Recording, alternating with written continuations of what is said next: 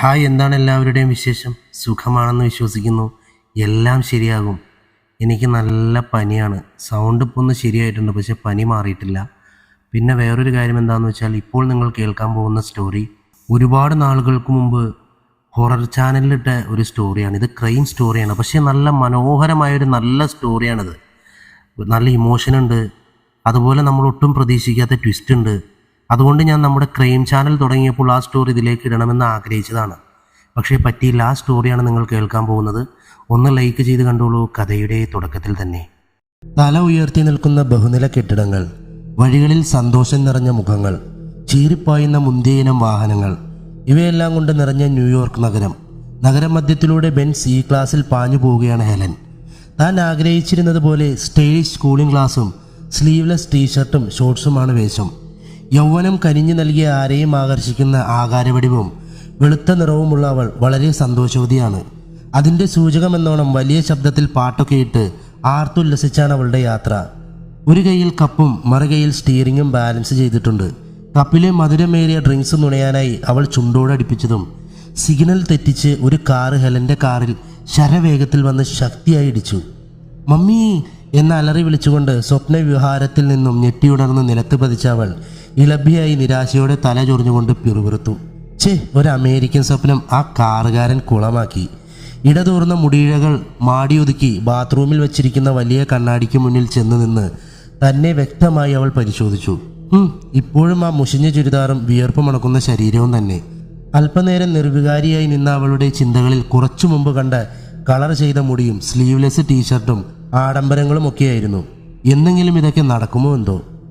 പതിവ് പോലെ ജോലി കഴിഞ്ഞ് ക്ഷീണിച്ചാലൻ വീട്ടിൽ വന്ന് കയറി. ബാഗ് സോഫയിലേക്ക് വലിച്ചെറിഞ്ഞ് അടുക്കളയുടെ കോണിലായി വെച്ചിരുന്ന ഫിൽറ്ററിൽ നിന്നും ഒരു ഗ്ലാസ് വെള്ളമെടുത്ത് ആർത്തിയോടെ കുടിച്ചു. എടി, ഇതെന്ത് കോലമാണ്? നിനക്ക് കുറച്ച് വൃത്തിക്കും മെനക്കുമെല്ലാം നടന്നുകൂടെ? ചിന്നിച്ചിതറി കിടക്കുന്ന മുടിയിഴകളിലേക്ക് നോക്കി അമ്മയായ റീത്ത ദേഷ്യപ്പെട്ടു. ഓ പിന്നെ, ബസ്സിൽ കയറി വന്നാൽ ശ്രീദേവിയെ പോലെ ഇരിക്കുമോ? എന്തൊരു തിരക്കായിരുന്നോ, ഇരിക്കാൻ സീറ്റ് പോലും കിട്ടിയില്ല. അതൊക്കെ പോട്ടെ, നീ വേഗം പോയി കുളിച്ച് റെഡിയായി നിൽക്ക്. എന്ത് റെഡിയാവാനോ? എന്താ മമ്മി, എവിടെയെങ്കിലും പോകാനുണ്ടോ? പിന്നെ സർക്കിട്ട് പോണ വിചാരം മാത്രമേ ഉള്ളൂ നിനക്ക്. അതൊന്നുമല്ലടി, ഒരു പയ്യൻ ഇന്ന് നിന്നെ പെണ്ണു കാണാൻ വരുന്നുണ്ട്. വലിയ താല്പര്യമൊന്നുമില്ലാതെ പുച്ഛഭാവത്തിൽ, നാട്ടിൽ തന്നെയുള്ള എന്തെങ്കിലും കോന്തനായിരിക്കും, ഹെലൻ പറഞ്ഞു. അതൊന്നുമല്ല മോളെ, നീ പറയാറുള്ള പോലെ ഒരു അമേരിക്കക്കാരനാ, എഞ്ചിനീയറാണെന്നാ പറഞ്ഞു കേട്ടത്. പോരാത്തതിന് ഗ്രീൻ കാർഡുകാരനും.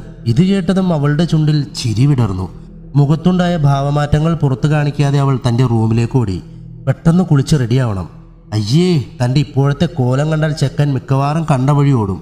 ബാത്റൂമിലെ വലിയ കണ്ണാടിയിൽ കണ്ട തൻ്റെ വിശ്വരൂപം നോക്കി അവൾ സ്വയം പറഞ്ഞു. എന്നാൽ കഴിഞ്ഞ ദിവസം കണ്ട സ്വപ്നം ഇത്രയും പെട്ടെന്ന് നടക്കുമെന്ന് അവൾ ഒരിക്കലും പ്രതീക്ഷിച്ചില്ല.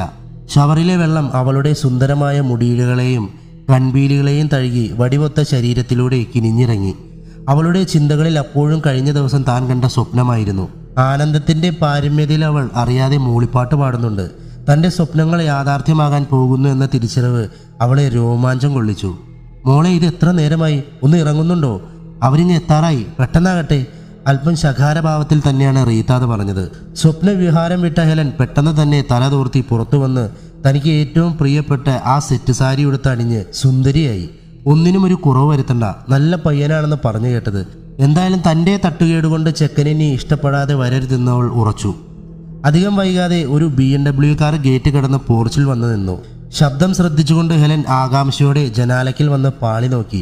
ആഹാ, കൊള്ളാലോ, എന്തായാലും വൻ സെറ്റപ്പാണെന്നാ തോന്നുന്നത്. അരികെ നിന്ന റീത്ത കോളടിച്ചല്ലോ എന്ന ഭാവത്തിൽ ഹെലനെ നോക്കി.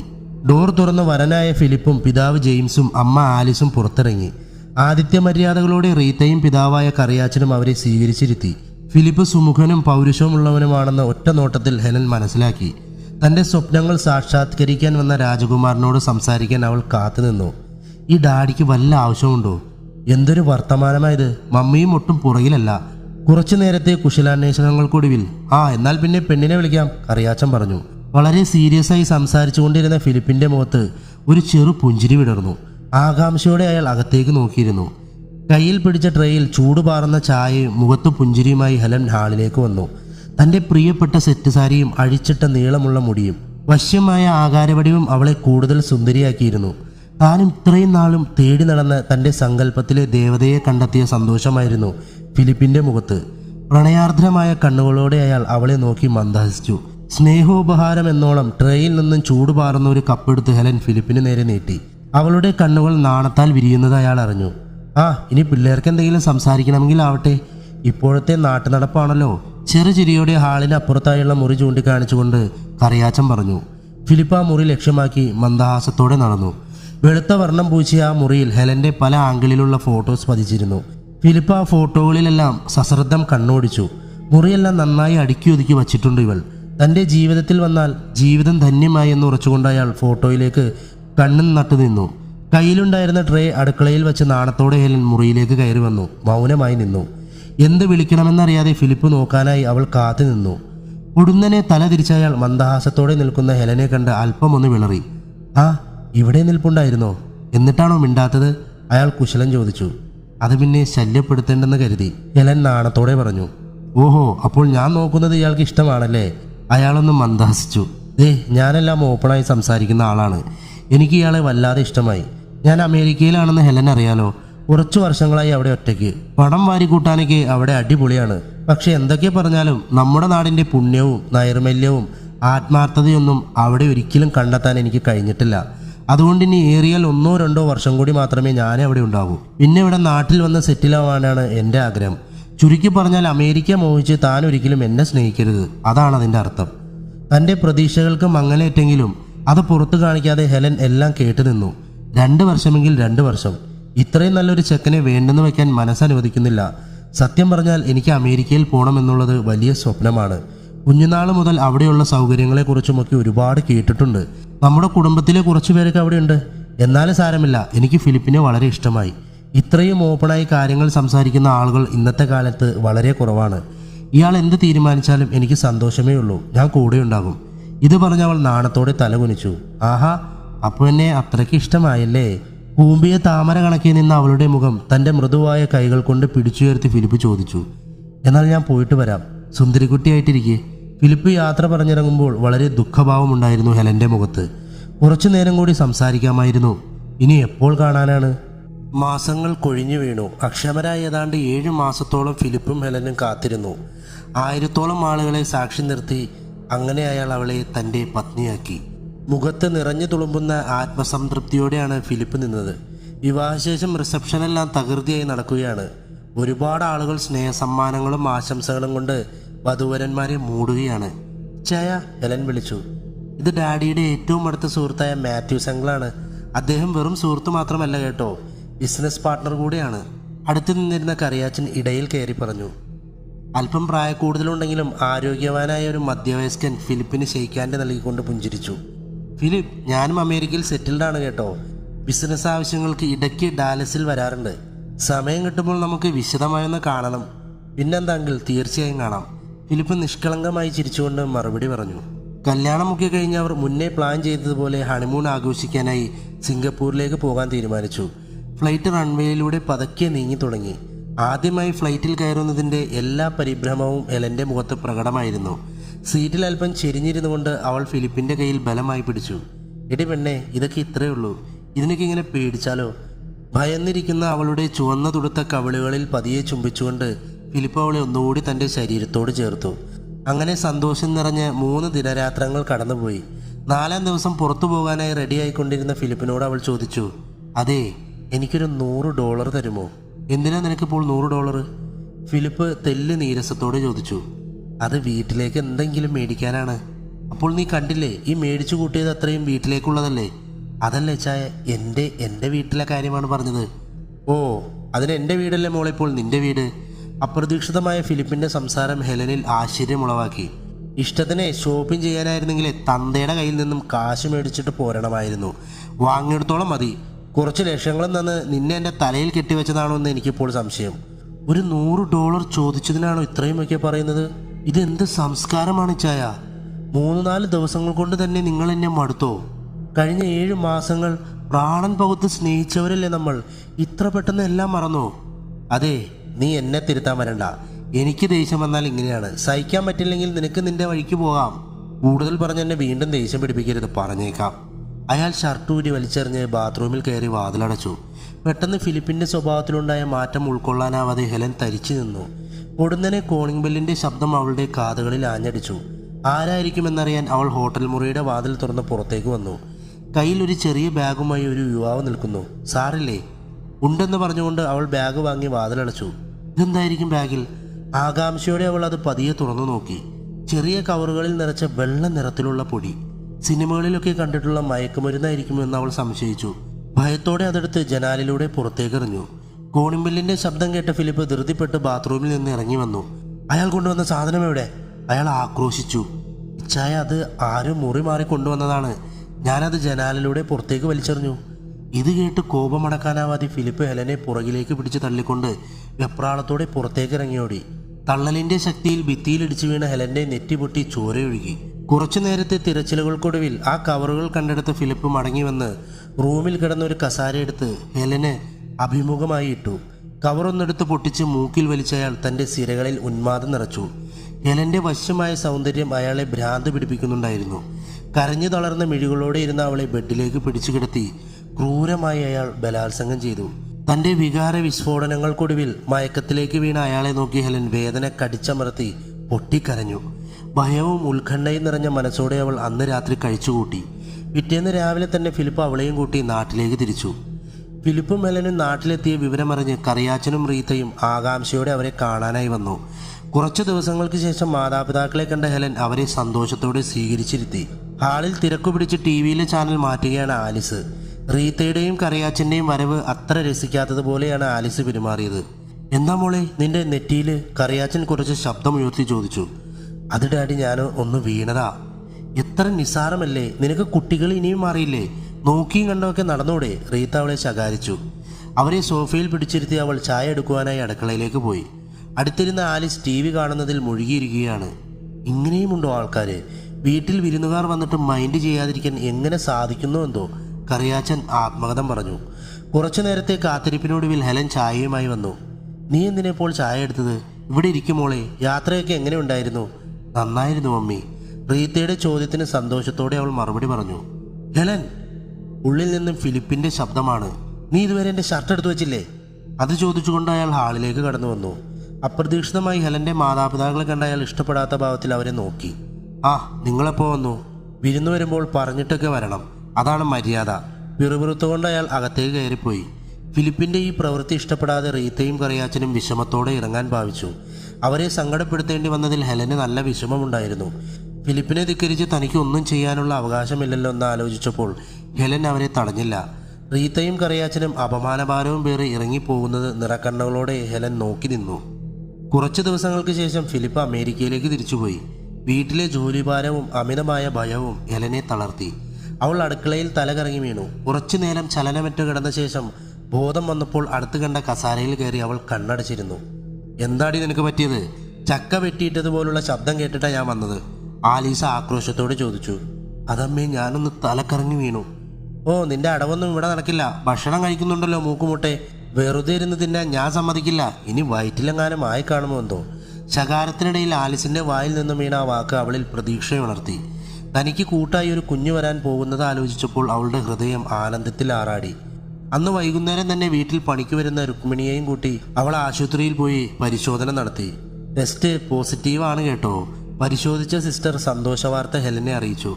വളരെ നാളുകൾക്ക് ശേഷം അവളുടെ മുഖത്ത് ആത്മാർത്ഥമായൊരു പുഞ്ചിരി വിടർന്നു. ആവേശത്തോടെ അവൾ ഫോണെടുത്ത് ഫിലിപ്പിനെ വിളിച്ചു. ഇച്ചായ, ഞാൻ ഹോസ്പിറ്റലിൽ നിന്നാണ് വിളിക്കുന്നത്. എനിക്കൊരു കാര്യം പറയാനുണ്ട്. എന്താണ്? നിന്റെ കാറ്റ് പോകാറായി എന്നാണോ? ദേഷ്യത്തോടെ ഫിലിപ്പ് തിരിച്ചടിച്ചു. അതല്ല, ഞാൻ പ്രഗ്നൻ്റ് ആണ്. എന്ത്? കേൾക്കാത്ത ഭാവത്തിൽ ഫിലിപ്പ് ചോദിച്ചു. ഞാൻ പ്രഗ്നൻ്റ് ആണെന്ന്. ഇപ്പോൾ ടെസ്റ്റ് ചെയ്തതേ ഉള്ളൂ. ഇത്ര പെട്ടെന്നോ? അതൊന്നും ശരിയാവില്ല. ആളുകൾ അറിഞ്ഞാൽ നാണക്കേടാണ്. നീ അത് അബോട്ട് ചെയ്തേര്. ഒരു മനസ്സാക്ഷിയും ഇല്ലാതെയുള്ള ഫിലിപ്പിന്റെ വാക്കുകൾ അവളെ തകർത്ത് കളഞ്ഞു. അത് മാത്രം എന്നോട് പറയണ്ട, ഞാൻ ഈ കുഞ്ഞിനെ കൊല്ലില്ല. അവൾ ഫോൺ കട്ട് ചെയ്തു. പെട്ടെന്ന് അവളുടെ ഫോണിലേക്ക് മറ്റൊരു കോൾ വന്നു. മോളെ, ഡാഡിയെ നെഞ്ചുവേദനയായിട്ട് ഹോസ്പിറ്റലിലാക്കിയിരിക്കുകയാണ്. നീ ഒന്ന് വരണം, കുറച്ച് സീരിയസ് ആണ്. മമ്മി, വീട്ടിൽ ചെന്ന് അമ്മയോട് ചോദിച്ചിട്ട് വരാം. അവൾ പെട്ടെന്ന് തന്നെ വീട്ടിലേക്ക് തിരിച്ചു. സിറ്റൗട്ടിൽ തന്നെ ഇരിപ്പുണ്ട് ആലിസ്. എന്തായി കാര്യങ്ങൾ? ആലിസിന്റെ ചോദ്യത്തിന് മറുപടി പറയാതെ ഹെലൻ അകത്തേക്ക് പോയി. അത്യാവശ്യം വേണ്ട കുറച്ച് ഡ്രസ്സ് മാത്രം എടുത്ത് ആലിസിന്റെ മുന്നിൽ വന്നു നിന്നു. ഞാനൊന്ന് വീട് വരെ പോകുക അമ്മേ, ഡാഡിക്ക് തീരെ സുഖമില്ല, ഹോസ്പിറ്റലിൽ അഡ്മിറ്റ് ആയിരിക്കുകയാണ്.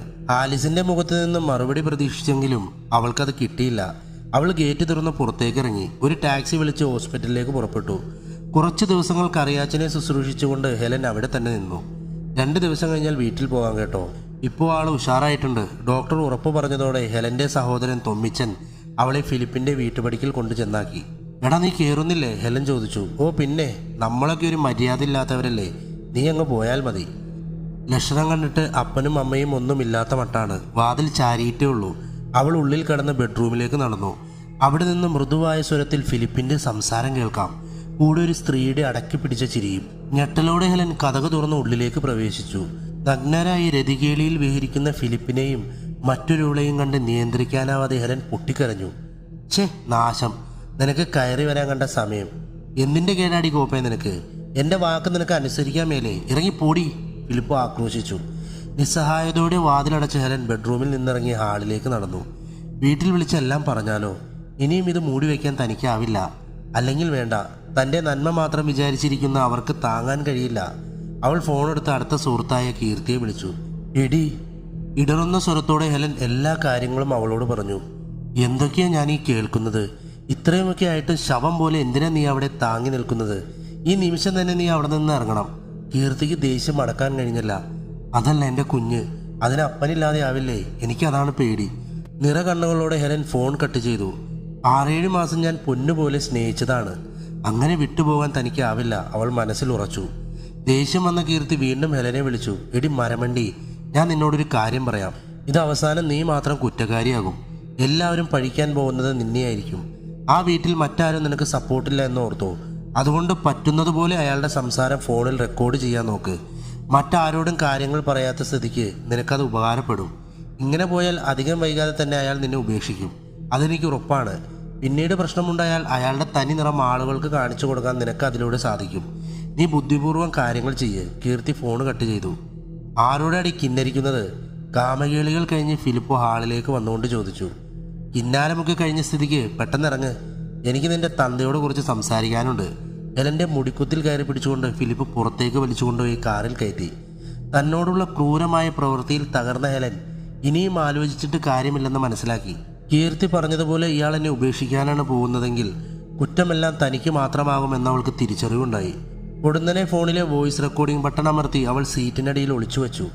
പെട്ടെന്ന് തന്നെ ഫിലിപ്പ് തീക്ഷ്ണമായി ഹെലനെ ഒന്ന് നോക്കി അലറി. സെക്സ് ചെയ്യാൻ വേണ്ടി മാത്രമല്ല നിന്നെ ഞാൻ കെട്ടിയത്. ഇച്ഛായ, ഞാൻ പ്രതീക്ഷിച്ചതൊന്നും കിട്ടിയില്ലെങ്കിൽ പിന്നെ ഒരു നിമിഷം നീ ഉണ്ടാവില്ല. അവസാനിപ്പിച്ചു കളയും ഞാൻ, കേട്ടോടി ചെറ്റേ. ഫിലിപ്പ് വളരെ ക്ഷുഭിതനായി വേഗത്തിൽ കാർ ഓടിച്ചു. ഫിലിപ്പിന്റെ കാർ ഹെലന്റെ വീടിന്റെ മുമ്പിൽ ചെന്ന് നിന്നു. ഇറങ്ങടി ഇങ്ങോട്ട്, ക്രൂരതയോടെ അയാൾ ഹെലനോട് ആജ്ഞാപിച്ചു. ദയനീയതയോടെ അവൾ ഫോണും കയ്യിലെടുത്ത് മുറ്റത്തേക്ക് ഇറങ്ങി. ചാർജ് തീർന്ന് അത് ഓഫായി കഴിഞ്ഞിരുന്നു. കല്യാണം കഴിഞ്ഞ് ആദ്യമായാണ് ഹെലനും ഫിലിപ്പും കറിയാച്ചന്റെ വീട്ടിലേക്ക് വരുന്നത്. സന്തോഷത്തോടെ അവർ അവരെ സ്വീകരിച്ചു. അഹങ്കാരത്തോടെ ഫിലിപ്പ് ഒരു ചാരക്കസേരയിൽ ഉപവിഷ്ടനായി. ഗൗരവഭാവം നിറഞ്ഞ അയാളെ കണ്ട് പന്തികേട് തോന്നിയത് കൊണ്ട് തന്നെ അയാൾക്ക് പറയാനുള്ളത് കേൾക്കാനായി കറിയാച്ചൻ കാത്തുനിന്നു. ടീപ്പോയിൽ നിന്നൊരു മാസിക വലിച്ചെടുത്ത് അലസമായി അതിലെ താളുകൾ മറിച്ചു നോക്കി പതിഞ്ഞതെങ്കിലും ക്രൂരമായ ശബ്ദത്തിൽ ഫിലിപ്പ് പറഞ്ഞു തുടങ്ങി. നേരെ കാര്യത്തിലേക്ക് കിടക്കാം. ഇനിയും നിങ്ങളുടെ മകളുമായി മുന്നോട്ട് പോകാൻ എനിക്ക് പറ്റില്ല. അവൾ ഇവിടെ തന്നെ നിൽക്കുന്നതാണ് നല്ലത്. കറിയാച്ചൻ്റെയും റീത്തയുടെയും മനസ്സിലൂടെ അപ്പോൾ ഒരു ഇടിമിന്നൽ കടന്നുപോയി. കരഞ്ഞു കലങ്ങിയ കണ്ണുമായി തല കുനിച്ചു നിൽക്കുകയാണ് ഹെലൻ. എന്താ മോനെ ഈ പറയുന്നത്? കേട്ടത് വിശ്വസിക്കാനാവാതെ റീത്ത ചോദിച്ചു. നിങ്ങളുടെ മകളുടെ കയ്യിലിരിപ്പ് വളരെ മോശമാ. ഇതെല്ലാം അവളെ പഠിപ്പിച്ചു കൊടുത്തത് നിങ്ങളല്ലേ. അതുകൊണ്ട് ഇനിയുള്ള കാലം ഇവളെ നിങ്ങൾ സഹിക്കുക. ക്രൂരഭാവത്തോടെ ഫിലിപ്പ് കസേരയിൽ നിന്നും എഴുന്നേറ്റു. വളരെ ദയനീയതയോടെ കറിയാച്ചൻ അയാളെ നോക്കി.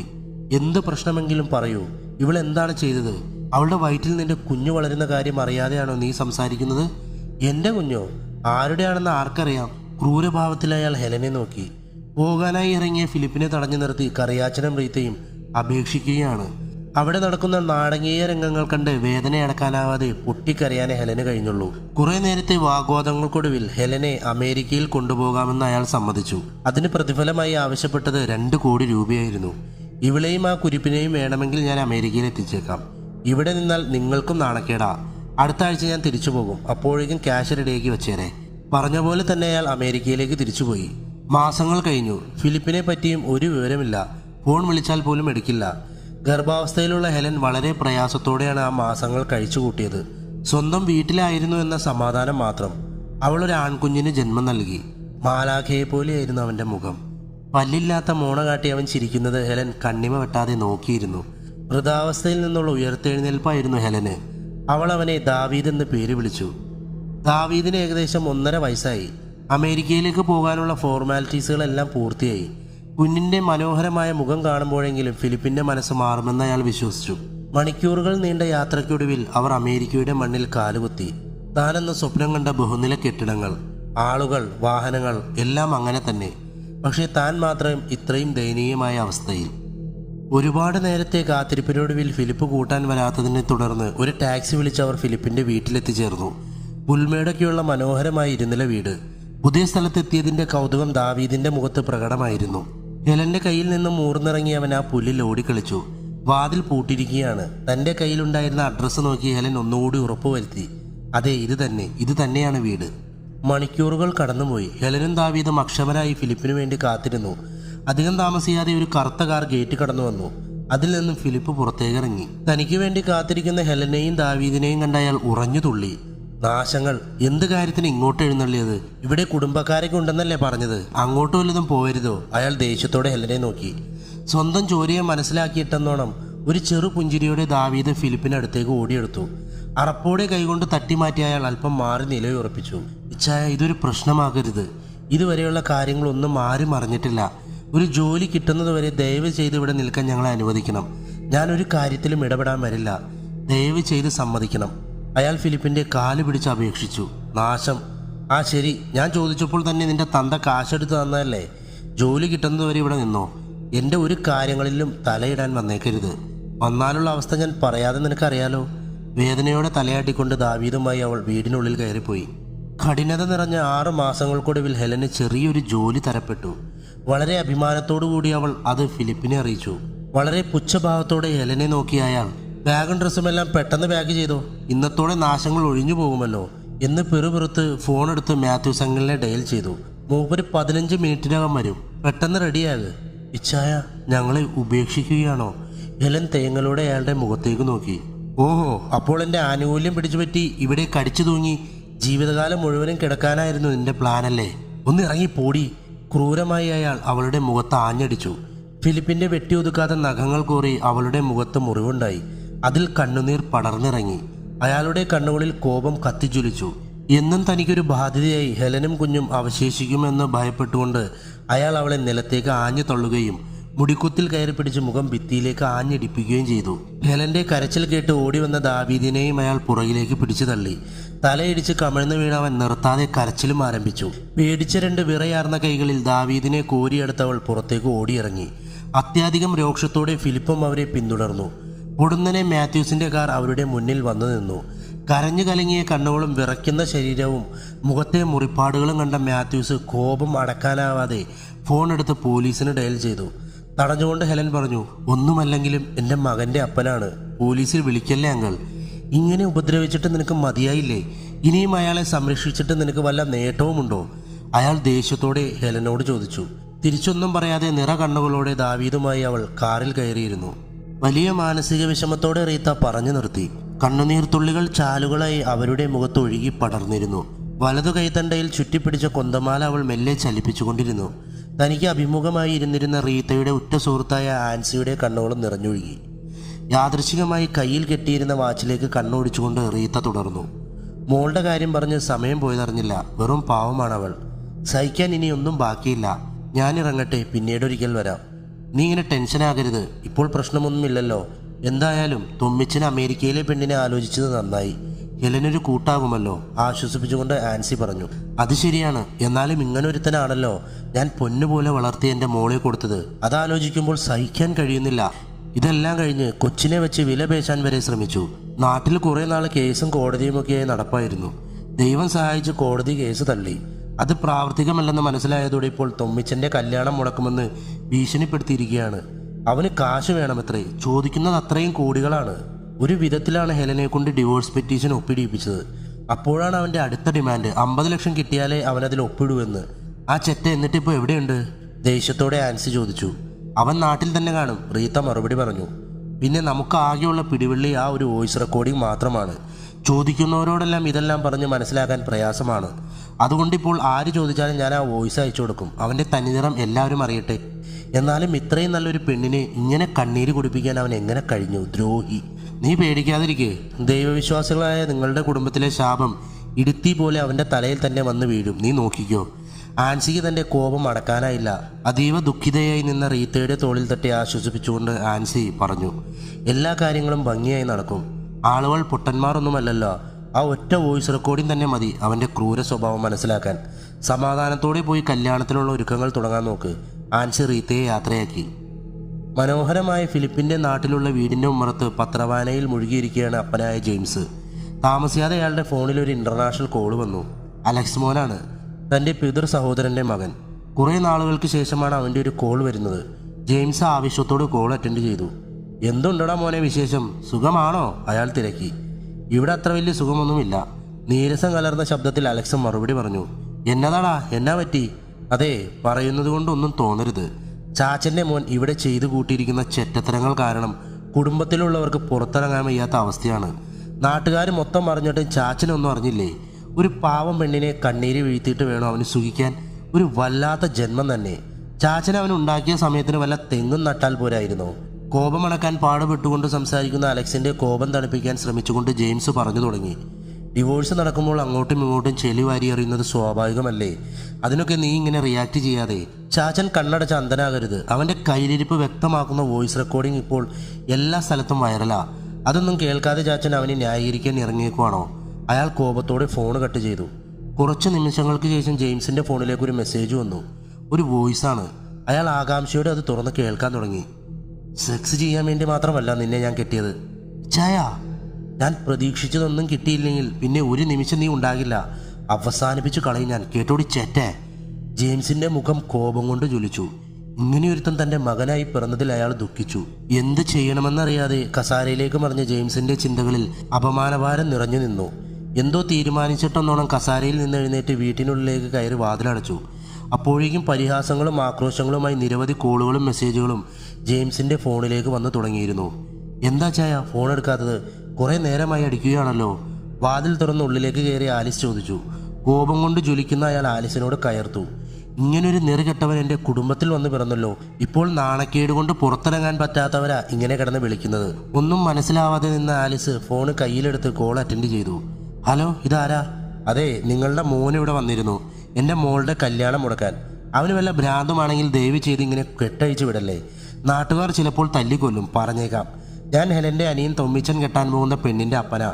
അവൻ്റെ കളികൾ എന്നോട് നടക്കില്ലെന്ന് പറഞ്ഞേക്ക്. അയാൾ ഫോൺ കട്ട് ചെയ്തു. ഇത് കേട്ടതോടെ കോപം ഇരട്ടിച്ച ജെയിംസ് എന്ത് ചെയ്യണമെന്നറിയാതെ മുറിക്കുള്ളിൽ ഉലാത്തിക്കൊണ്ടിരുന്നു. കുറച്ചു നേരത്തിന് ശേഷം ഫിലിപ്പിൻ്റെ കാറിൻ്റെ ശബ്ദം കേട്ട ജെയിംസ് രോഷത്തോടെ ഉമ്മറത്തേക്ക് ഓടിയിറങ്ങി. കാർ പോർച്ചിൽ നിർത്തി വീട്ടിലേക്ക് കയറാൻ ഭാവിച്ച ഫിലിപ്പിൻ്റെ മുഖത്ത് അയാൾ ആഞ്ഞടിച്ചു. ഇപ്പോൾ ഇറങ്ങിക്കോണം ഇവിടുന്ന്. ഇങ്ങനെയൊരുത്തൻ ഈ വീട്ടിൽ വേണ്ട, അയാൾ തീർത്തു പറഞ്ഞു.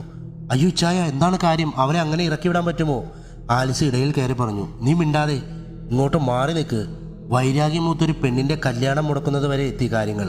ഇനിയും ഇത് സഹിക്കാൻ വയ്യ. ഞാൻ പോയിക്കോളാം, കുറച്ച് സാധനങ്ങൾ എടുക്കാനുണ്ട്. അതും പറഞ്ഞ് ഉള്ളിലേക്ക് കയറിപ്പോയ ഫിലിപ്പിനെ ആലിസും അനുഗമിച്ചു. മുറിയിലേക്ക് കടക്കും മുമ്പുള്ള ഇടനാഴിയിൽ ശബ്ദം കേട്ട ഭാഗത്ത് ശ്രദ്ധിച്ച ഫിലിപ്പ് തൻ്റെ തന്നെ ശബ്ദമാണെന്ന് മനസ്സിലാക്കി. അയാൾ രോഷത്തോടെ അങ്ങോട്ടോടി. അടുത്തെത്തിയപ്പോൾ വീട്ടുജോലിക്കാരിയാണ്. ഒഴിവു സമയം കിട്ടിയപ്പോൾ തൻ്റെ ഫോണിൽ വന്ന വോയിസ് മെയിൽ കേൾക്കുകയാണ് പാവം. അപ്രതീക്ഷിതമായി ഫിലിപ്പിനെ കണ്ട് ഭയന്ന അവൾ ഫോൺ ഓഫ് ചെയ്തു. അവളുടെ കയ്യിൽ നിന്നും ഫോൺ തട്ടിയെടുത്ത് ഫിലിപ്പ് ആ വോയിസ് ആദ്യം മുതൽ പ്ലേ ചെയ്തു. സെക്സ് ചെയ്യാൻ വേണ്ടി മാത്രമല്ല നിന്നെ ഞാൻ കിട്ടിയത് ഇച്ചായ. ഞാൻ പ്രതീക്ഷിച്ചതൊന്നും കിട്ടിയില്ലെങ്കിൽ പിന്നെ ഒരു നിമിഷം നീ ഉണ്ടാവില്ല. അവസാനിപ്പിച്ചു കളയും ഞാൻ. കേട്ടോടി ചെറ്റേ. മുഴുവനും കേട്ട് തകർന്ന മനസ്സുമായി അയാൾ അവരോട് ചോദിച്ചു, ഇത് എവിടുന്നാണ് കിട്ടിയത്? ഇപ്പോൾ വൈറലാണെന്നാ പറഞ്ഞത്. അങ്ങാടിയിലുള്ള സേവിയറാണ് അയച്ചത്. ഫിലിപ്പ് നിർവികാരനായി തൻ്റെ ബാഗുമായി ഉമ്മറത്തേക്ക് വന്നു. നിസ്സഹായതോടെ നിൽക്കുന്ന ആലിസിനെ നോക്കി അയാൾ പറഞ്ഞു, ഞാൻ തിരിച്ചു പോവാണ്. 2 ദിവസം കഴിഞ്ഞാണ് ടിക്കറ്റ് ശരിയായത്. അതുവരെ എന്തെങ്കിലും ഹോട്ടലിൽ തങ്ങിക്കോളാം. അയാൾ അതും പറഞ്ഞ് പടിയിറങ്ങി. 2 ദിവസത്തിന് ശേഷം ഫിലിപ്പ് അമേരിക്കയിലേക്ക് തിരിച്ചുപോയി. പതിവ് പോലെ ജോലിക്ക് പോയി തുടങ്ങിയ അയാളെ അറിയുന്നവരും സഹപ്രവർത്തകരും പ്രാണനെപ്പോലും സ്നേഹിച്ചു കൊണ്ട് നടന്ന സുഹൃത്തുക്കൾ പോലും പുച്ഛത്തോടെ നോക്കി. എല്ലാവരിൽ നിന്നുമുണ്ടായ അവഗണന അയാളെ ഭ്രാന്ത് പിടിപ്പിച്ചു. ഏകാന്തതയെ മറികടക്കാൻ അയാൾ മദ്യത്തിൻ്റെ സഹായം തേടി. അയാൾ പതിയെ എല്ലാവരിൽ നിന്നും ഉൾവലിഞ്ഞ് പരമാവധി സമയം തനിച്ചിരുന്നു. ഇടയ്ക്കിടെ ഓരോന്ന് ആലോചിക്കുമ്പോൾ ഭ്രാന്താണോ തനിക്കെന്ന് പോലും ഫിലിപ്പിന് തോന്നിത്തുടങ്ങി. അധികം വൈകാതെ തന്നെ അയാൾ ഒരു സൈക്കോളജിസ്റ്റിനെ പോയി കണ്ടു.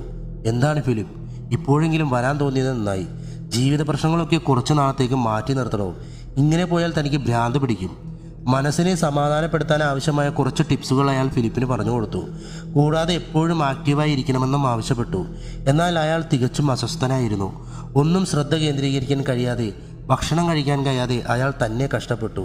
നാട്ടിലേക്ക് തിരിച്ചു പോയാലോ എന്ന് വരെയും ആലോചിച്ചു. എന്നാൽ ഭയാനകമായ നാട്ടിലെ അവസ്ഥ ഒരു നിമിഷം മനസ്സിൽ കണ്ട അയാൾ ആ ഉദ്യമവും ഉപേക്ഷിച്ചു. മെഡിക്കൽ ലീവ് ഇന്നോടെ കഴിയുകയാണ്. പതിവ് പോലെ ഇനി എല്ലാ ദിവസവും ജോലിക്ക് പോകണം. താൻ ഇത്രയും നാളും നേരിട്ട അവഗണന ഇനിയും തുടരുമല്ലോ എന്ന് ആലോചിച്ചപ്പോൾ അയാൾ ഒരു നിമിഷം ചിന്തയിൽ മുഴുകി. പതിവ് പോലെ ജോലിക്ക് പോകാനായി വാതിൽ തുറന്ന് പുറത്തേക്കിറങ്ങിയ ഫിലിപ്പ് ലെറ്റർ ബോക്സ് പരിശോധിച്ചു. അല്പം ഉത്കണ്ഠയോടെ അയാൾ അതിനുള്ളിലുണ്ടായിരുന്ന ലെറ്റർ പൊട്ടിച്ചു വായിച്ചു. ഡിവോഴ്സ് പെറ്റീഷനാണ്. മകനെ അബ്യൂസ് ചെയ്തതുകൊണ്ട് അവനെ ഒരിക്കലും കാണരുതെന്ന വിലക്കും, കൂടെ മാസവും ചൈൽഡ് സപ്പോർട്ട് എന്ന പേരിൽ അടയ്ക്കേണ്ട ഒരു വലിയ തുകയും, എല്ലാത്തിനും പുറമെ തൻ്റെ വീട് വിട്ടുകൊടുക്കണമെന്ന നിബന്ധനയും. ജോലിയിൽ പഴയതുപോലെ ശ്രദ്ധിക്കാൻ കഴിയാതിരുന്നതുകൊണ്ട് യാന്ത്രികമായി അയാൾ ചെയ്തു പോകുന്ന കാര്യങ്ങളിൽ പിഴവുകൾ പതിവായി തുടങ്ങി. പേപ്പറുകൾ അയാളുടെ മുഖത്തേക്ക് വലിച്ചെറിഞ്ഞുകൊണ്ട്, താൻ എന്ത് അസംബന്ധമാണ് ഈ കാണിച്ചു വച്ചിരിക്കുന്നത്? താൻ കാരണം നഷ്ടമായത് കമ്പനിക്ക് 4 പ്രോജക്റ്റുകളാണ്. തൻ്റെ പേഴ്സണൽ ലൈഫൊക്കെ അങ്ങ് വീട്ടിൽ. ഇവിടെ മര്യാദക്ക് ജോലി ചെയ്യാൻ കഴിയുന്നില്ലെങ്കിൽ റിസൈൻ ചെയ്തു പോകാം. അങ്കലേയ ഭാഷയിൽ മേലുദ്യോഗസ്ഥൻ ഫിലിപ്പിനെ ശകാരിച്ചു. ഇതിനു മുമ്പും തനിക്ക് ഞാൻ വാണിംഗ് തന്നിട്ടുള്ളതാണ്. ഈ കഴിഞ്ഞ വർഷം വരെ ഏറ്റവും നല്ല എംപ്ലോയർക്കുള്ള മെഡൽ വാങ്ങിയ ആളാണ് താനെന്ന് മറന്നിട്ടാണോ ഇങ്ങനെയൊക്കെ പ്രവർത്തിക്കുന്നത്? ഫിലിപ്പിൻ്റെ മനസ്സ് ശൂന്യമായിരുന്നു. അതുകൊണ്ട് തന്നെ വെള്ളക്കാരൻ തന്നെ ചീത്ത പറഞ്ഞത് കേട്ടിട്ടും അയാൾ മൗനമായി തന്നെ നിന്നു. ഇനിയും കമ്പനിയിൽ തുടരാനുള്ള യോഗ്യത തനിക്കില്ല എന്ന് മനസ്സിലാക്കിയ അയാൾ രാജിവെക്കാൻ തീരുമാനിച്ചു. വരുന്നത് എന്തും വരട്ടെ, ഇനി ഇങ്ങനെ ശകാരവും പുച്ഛവും സഹിച്ച് ജീവിക്കാൻ തനിക്കാവില്ല.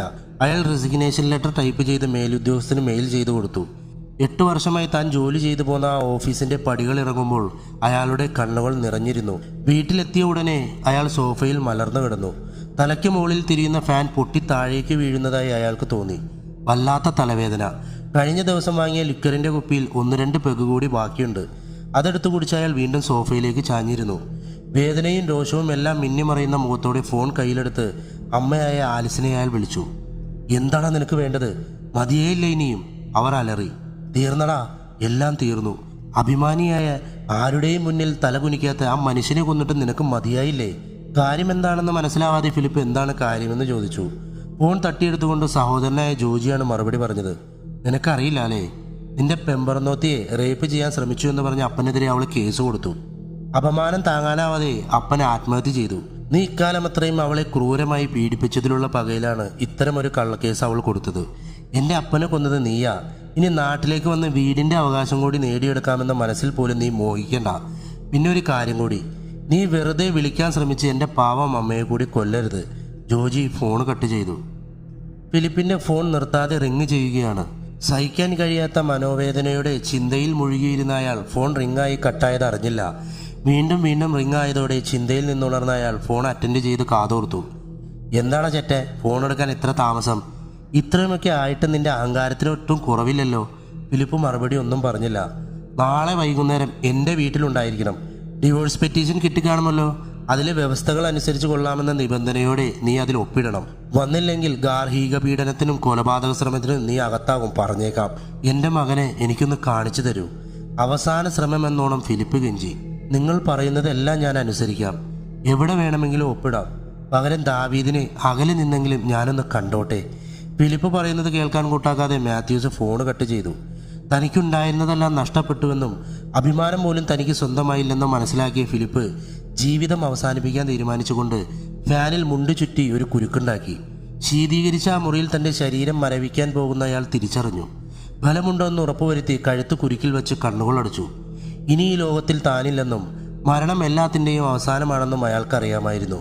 കുട്ടിക്കാലത്ത് അമ്മയുടെ മടിയിൽ തലവെച്ച് കുശലം പറയുന്നതും മാലാഖയുടെ മുഖമുള്ള പല്ലില്ലാത്ത മോണ കാട്ടിച്ചിരിക്കുന്ന മകനായ ദാവീദിൻ്റെ മുഖവും അയാളുടെ മനസ്സിൽ മിന്നിമറഞ്ഞു.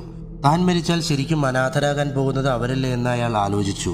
താൻ മരിച്ചാലും അവർ ഒരിക്കലും സ്വസ്ഥമായി ജീവിക്കില്ല എന്ന് മനസ്സിലാക്കിയ അയാൾ കുരുക്കിൽ നിന്നും കഴുത്തുമാറ്റി സോഫയിൽ വന്നിരുന്ന് ചിന്തയിൽ മുഴുകി. കുറെ നേരത്തെ ആലോചനകൾക്കൊടുവിൽ അയാൾ ഫോണെടുത്ത് മാത്യൂസിനെ വിളിച്ചു. ഞാൻ നാളെ വൈകുന്നേരം 6 മണിക്ക് അവിടെ ഉണ്ടാകും. ഡോക്യുമെന്റ്സ് എല്ലാം റെഡിയാക്കി വെക്ക്. ഗൗരവത്തോടെ ഫിലിപ്പ് ഫോൺ കട്ട് ചെയ്തു.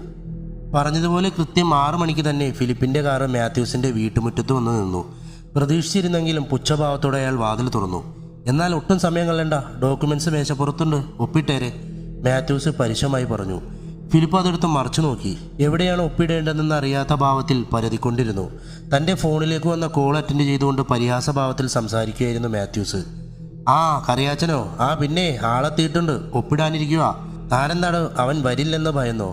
അവൻ വന്നില്ലെങ്കിൽ വരുത്തിക്കാൻ ഈ മാത്യൂസിനെ അറിയാം. അയാൾ ഫോൺ കട്ട് ചെയ്തു. നിനക്ക് വന്ന് കണ്ണും പിടിക്കാതായോ കഴുതേ? ദേ ഇവിടേക്കാണ് ഒപ്പിടേണ്ടത്. കോപത്തോടെ ഫിലിപ്പിന്റെ മുഖത്ത് തേമ്പിക്കൊണ്ട് മാത്യൂസ് ഒപ്പിടേണ്ട സ്ഥലം കാണിച്ചു കൊടുത്തു. കോപം കൊണ്ട് അണ പൊട്ടിയ ഫിലിപ്പ് കയ്യിലിരുന്ന പേന ശക്തിയായി മാത്യൂസിന്റെ കഴുത്തിൽ കുത്തിയിറക്കി. രക്തം അയാളുടെ മുഖത്തേക്ക് ചീറ്റിത്തെറിച്ചു. അയാളുടെ മുഖത്ത് പകയും പൈശാചികതയും മിന്നിമറഞ്ഞു. വേദന സഹിക്കാനാവാതെ നിലത്ത് വീണ് ഞരങ്ങുന്ന മാത്യൂസിനെ ക്രോധം ജ്വലിക്കുന്ന കണ്ണുകളോടെ ഫിലിപ്പ് നോക്കി നിന്നു. നിലത്ത് പതിച്ച് ജീവന് വേണ്ടി പിടയുന്ന മാത്യൂസിന്റെ രക്തപങ്കിലമായ ഷർട്ടിൽ നിന്നും ഫിലിപ്പ് ഫോൺ എടുത്ത് ഓപ്പൺ ചെയ്യാൻ നോക്കി. ഫോൺ ഡിജിറ്റ് പിൻ വേണമെന്ന് ബോധ്യപ്പെട്ടപ്പോൾ ഫോൺ മാത്യൂസിന്റെ നേരെ നീട്ടിക്കൊണ്ട് ഫിലിപ്പ് അലറി. ഇതിന്റെ പിന്ന് പറ. വേദന കൊണ്ട് പുളഞ്ഞ് ചോര വാർന്നൊഴുകുന്ന കഴുത്തിൽ പിടിച്ച് ഭിത്തിയുടെ വശത്തേക്ക് പാടുപെട്ട് നിരങ്ങി നീങ്ങിക്കൊണ്ടിരിക്കുന്ന മാത്യൂസ് ഒന്നും മിണ്ടിയില്ല. കോപം കൊണ്ട് വിറച്ച ഫിലിപ്പ് ഫോൺ പോക്കറ്റിലിട്ട് പെട്ടെന്ന് ഡോർ തുറന്ന് പുറത്തുപോയി. പാടുപെട്ട് നിരങ്ങി ഭിത്തിയോടടുത്ത് മാത്യൂസ് വേദന കടിച്ചമർത്തി ഭിത്തിയിൽ പിടിച്ച് പതിയെ എഴുന്നേറ്റ് നിന്നു. വല്ലാതെ തളർന്നു തുടങ്ങിയ മാത്യൂസ് ഭിത്തിയോട് പറ്റിച്ചേർന്ന് കോണിലുള്ള ലാൻഡ് ഫോൺ ലക്ഷ്യമാക്കി നടന്നു. അവിടെ എത്തി ഫോൺ കയ്യിലെടുത്തതും പൊടുന്നനെ ഫിലിപ്പ് വാതിൽ തുറന്ന് അകത്തേക്ക് കയറി. ഫിലിപ്പിനെ കണ്ട മാത്യൂസ് ഭയന്ന് 911 എന്ന നമ്പർ തിടുക്കത്തിൽ ഡയൽ ചെയ്ത് കോൾ ബട്ടണിൽ അമർത്തിയതും ഞൊടിയിടയ്ക്കുള്ളിൽ പാഞ്ഞെത്തിയ ഫിലിപ്പ് മാത്യൂസിൽ നിന്നും ഫോൺ പിടിച്ചു വാങ്ങി കോള് കട്ട് ചെയ്ത് ഭ്രാന്തമായ കോപത്തോടെ അതേ ഫോൺ ഉപയോഗിച്ച് ആയത്തിൽ മാത്യൂസിന്റെ തലക്കടിച്ചു. അടിയുടെ ആഘാതത്തിൽ ക്ഷണനേരം കൊണ്ട് മാത്യൂസ് നിലം പതിച്ചു. കോപത്തോടെ ഫിലിപ്പ് ഭിത്തിയിലേക്ക് ഫോൺ വലിച്ചെറിഞ്ഞതും അത് പല കഷ്ണങ്ങളായി മാറി. വേദന കൊണ്ട് പുളഞ്ഞ മാത്യൂസ് ഉറക്കെ കരയാൻ തുടങ്ങി. പെട്ടെന്ന് ഫിലിപ്പ് റിമോട്ട് എടുത്ത് TV ഓൺ ചെയ്ത് വോളിയം മാക്സിമത്തിലാക്കി. മാത്യൂസിന്റെ വേദന സഹിക്കാനാവാതെയുള്ള കരച്ചിൽ പൈശാചിക ചിരിയോടെ ഫിലിപ്പ് നോക്കി നിന്നു. അല്പസമയത്തിന് ശേഷം ഫിലിപ്പ് വീണ്ടും പുറത്തേക്ക് പോകുന്നത് തല ചിരിച്ച് മാത്യൂസ് നിസ്സഹായനായി നോക്കിക്കിടന്നു. പെട്ടെന്ന് മാത്യൂസിന്റെ കണ്ണുകളിൽ ഭീതി നിറഞ്ഞു. ഒരു വലിയ ചുറ്റികയും വലിച്ച് ഫിലിപ്പ് വരുന്നു. അകത്ത് കയറിയതും വാതിൽ താനെ അടഞ്ഞു. നടുങ്ങി വിറച്ചു കിടക്കുന്ന മാത്യൂസിന്റെ അടുത്തെത്തിയ ഫിലിപ്പ് മാത്യൂസിന്റെ ഇരുവശങ്ങളിലും കാല് വെച്ച് ചുറ്റിക ഉയർത്തി മാത്യൂസിന്റെ തലയ്ക്ക് പതിക്കുന്ന രീതിയിൽ പിടിച്ചുകൊണ്ട് അലറി. ഫോണിന്റെ പിൻപറ. 3324. ഭയന്ന് വിറങ്ങലിച്ചു പോയ മാത്യൂസ് ഇടറുന്ന ശബ്ദത്തിൽ പറഞ്ഞു. ദേഷ്യം നിറഞ്ഞ ഫിലിപ്പിന്റെ മുഖത്ത് നിഗൂഢമായൊരു ചിരി പ്രത്യക്ഷമായി. ഉടനെ ആ ചിരി അപ്രത്യക്ഷമായതും ഉയർത്തിപ്പിടിച്ചിരുന്ന ചുറ്റിക കൊണ്ട് ആയത്തിൽ മാത്യൂസിന്റെ തലയിൽ ഇടിച്ചതോടെ തലയോട്ടി പിളർന്ന തൽക്ഷണം മാത്യൂസ് മരിച്ചു. കട്ട ചോര തെറിച്ച് ഫിലിപ്പിന്റെ മുഖത്തും ഭിത്തിയിലും നിലത്തുമെല്ലാം പതിച്ചു. ഫിലിപ്പ് ചുറ്റിക താഴെ വെച്ച് മാത്യൂസിനെ വലിച്ച് ഡബ്ബിൽ കൊണ്ടുപോയിട്ടു. മുഖവും കൈയുമൊക്കെ കഴുകി നേരെ ബെഡ്റൂമിലേക്ക് കയറി. ഇട്ടിരിക്കുന്ന ഷർട്ട് മാറി ഷെൽഫിൽ നിന്ന് കറുത്ത നിറമുള്ള ഒരു ടീഷർട്ട് അണിഞ്ഞ് ഹാളിലേക്ക് തിരികെ പോയി ബ്യൂറോയിൽ നിന്ന് ഒരു മദ്യക്കുപ്പി എടുത്ത് സോഫയിലിരുന്നു. അടപ്പൂരി ഒരു ചെറിയ സിപ്പ് എടുത്തു. വളരെ ശാന്തനായി പോക്കറ്റിൽ നിന്ന് മാത്യൂസിന്റെ ഫോൺ എടുത്ത് പിൻ ടൈപ്പ് ചെയ്ത് വാട്സപ്പ് തുറന്നു.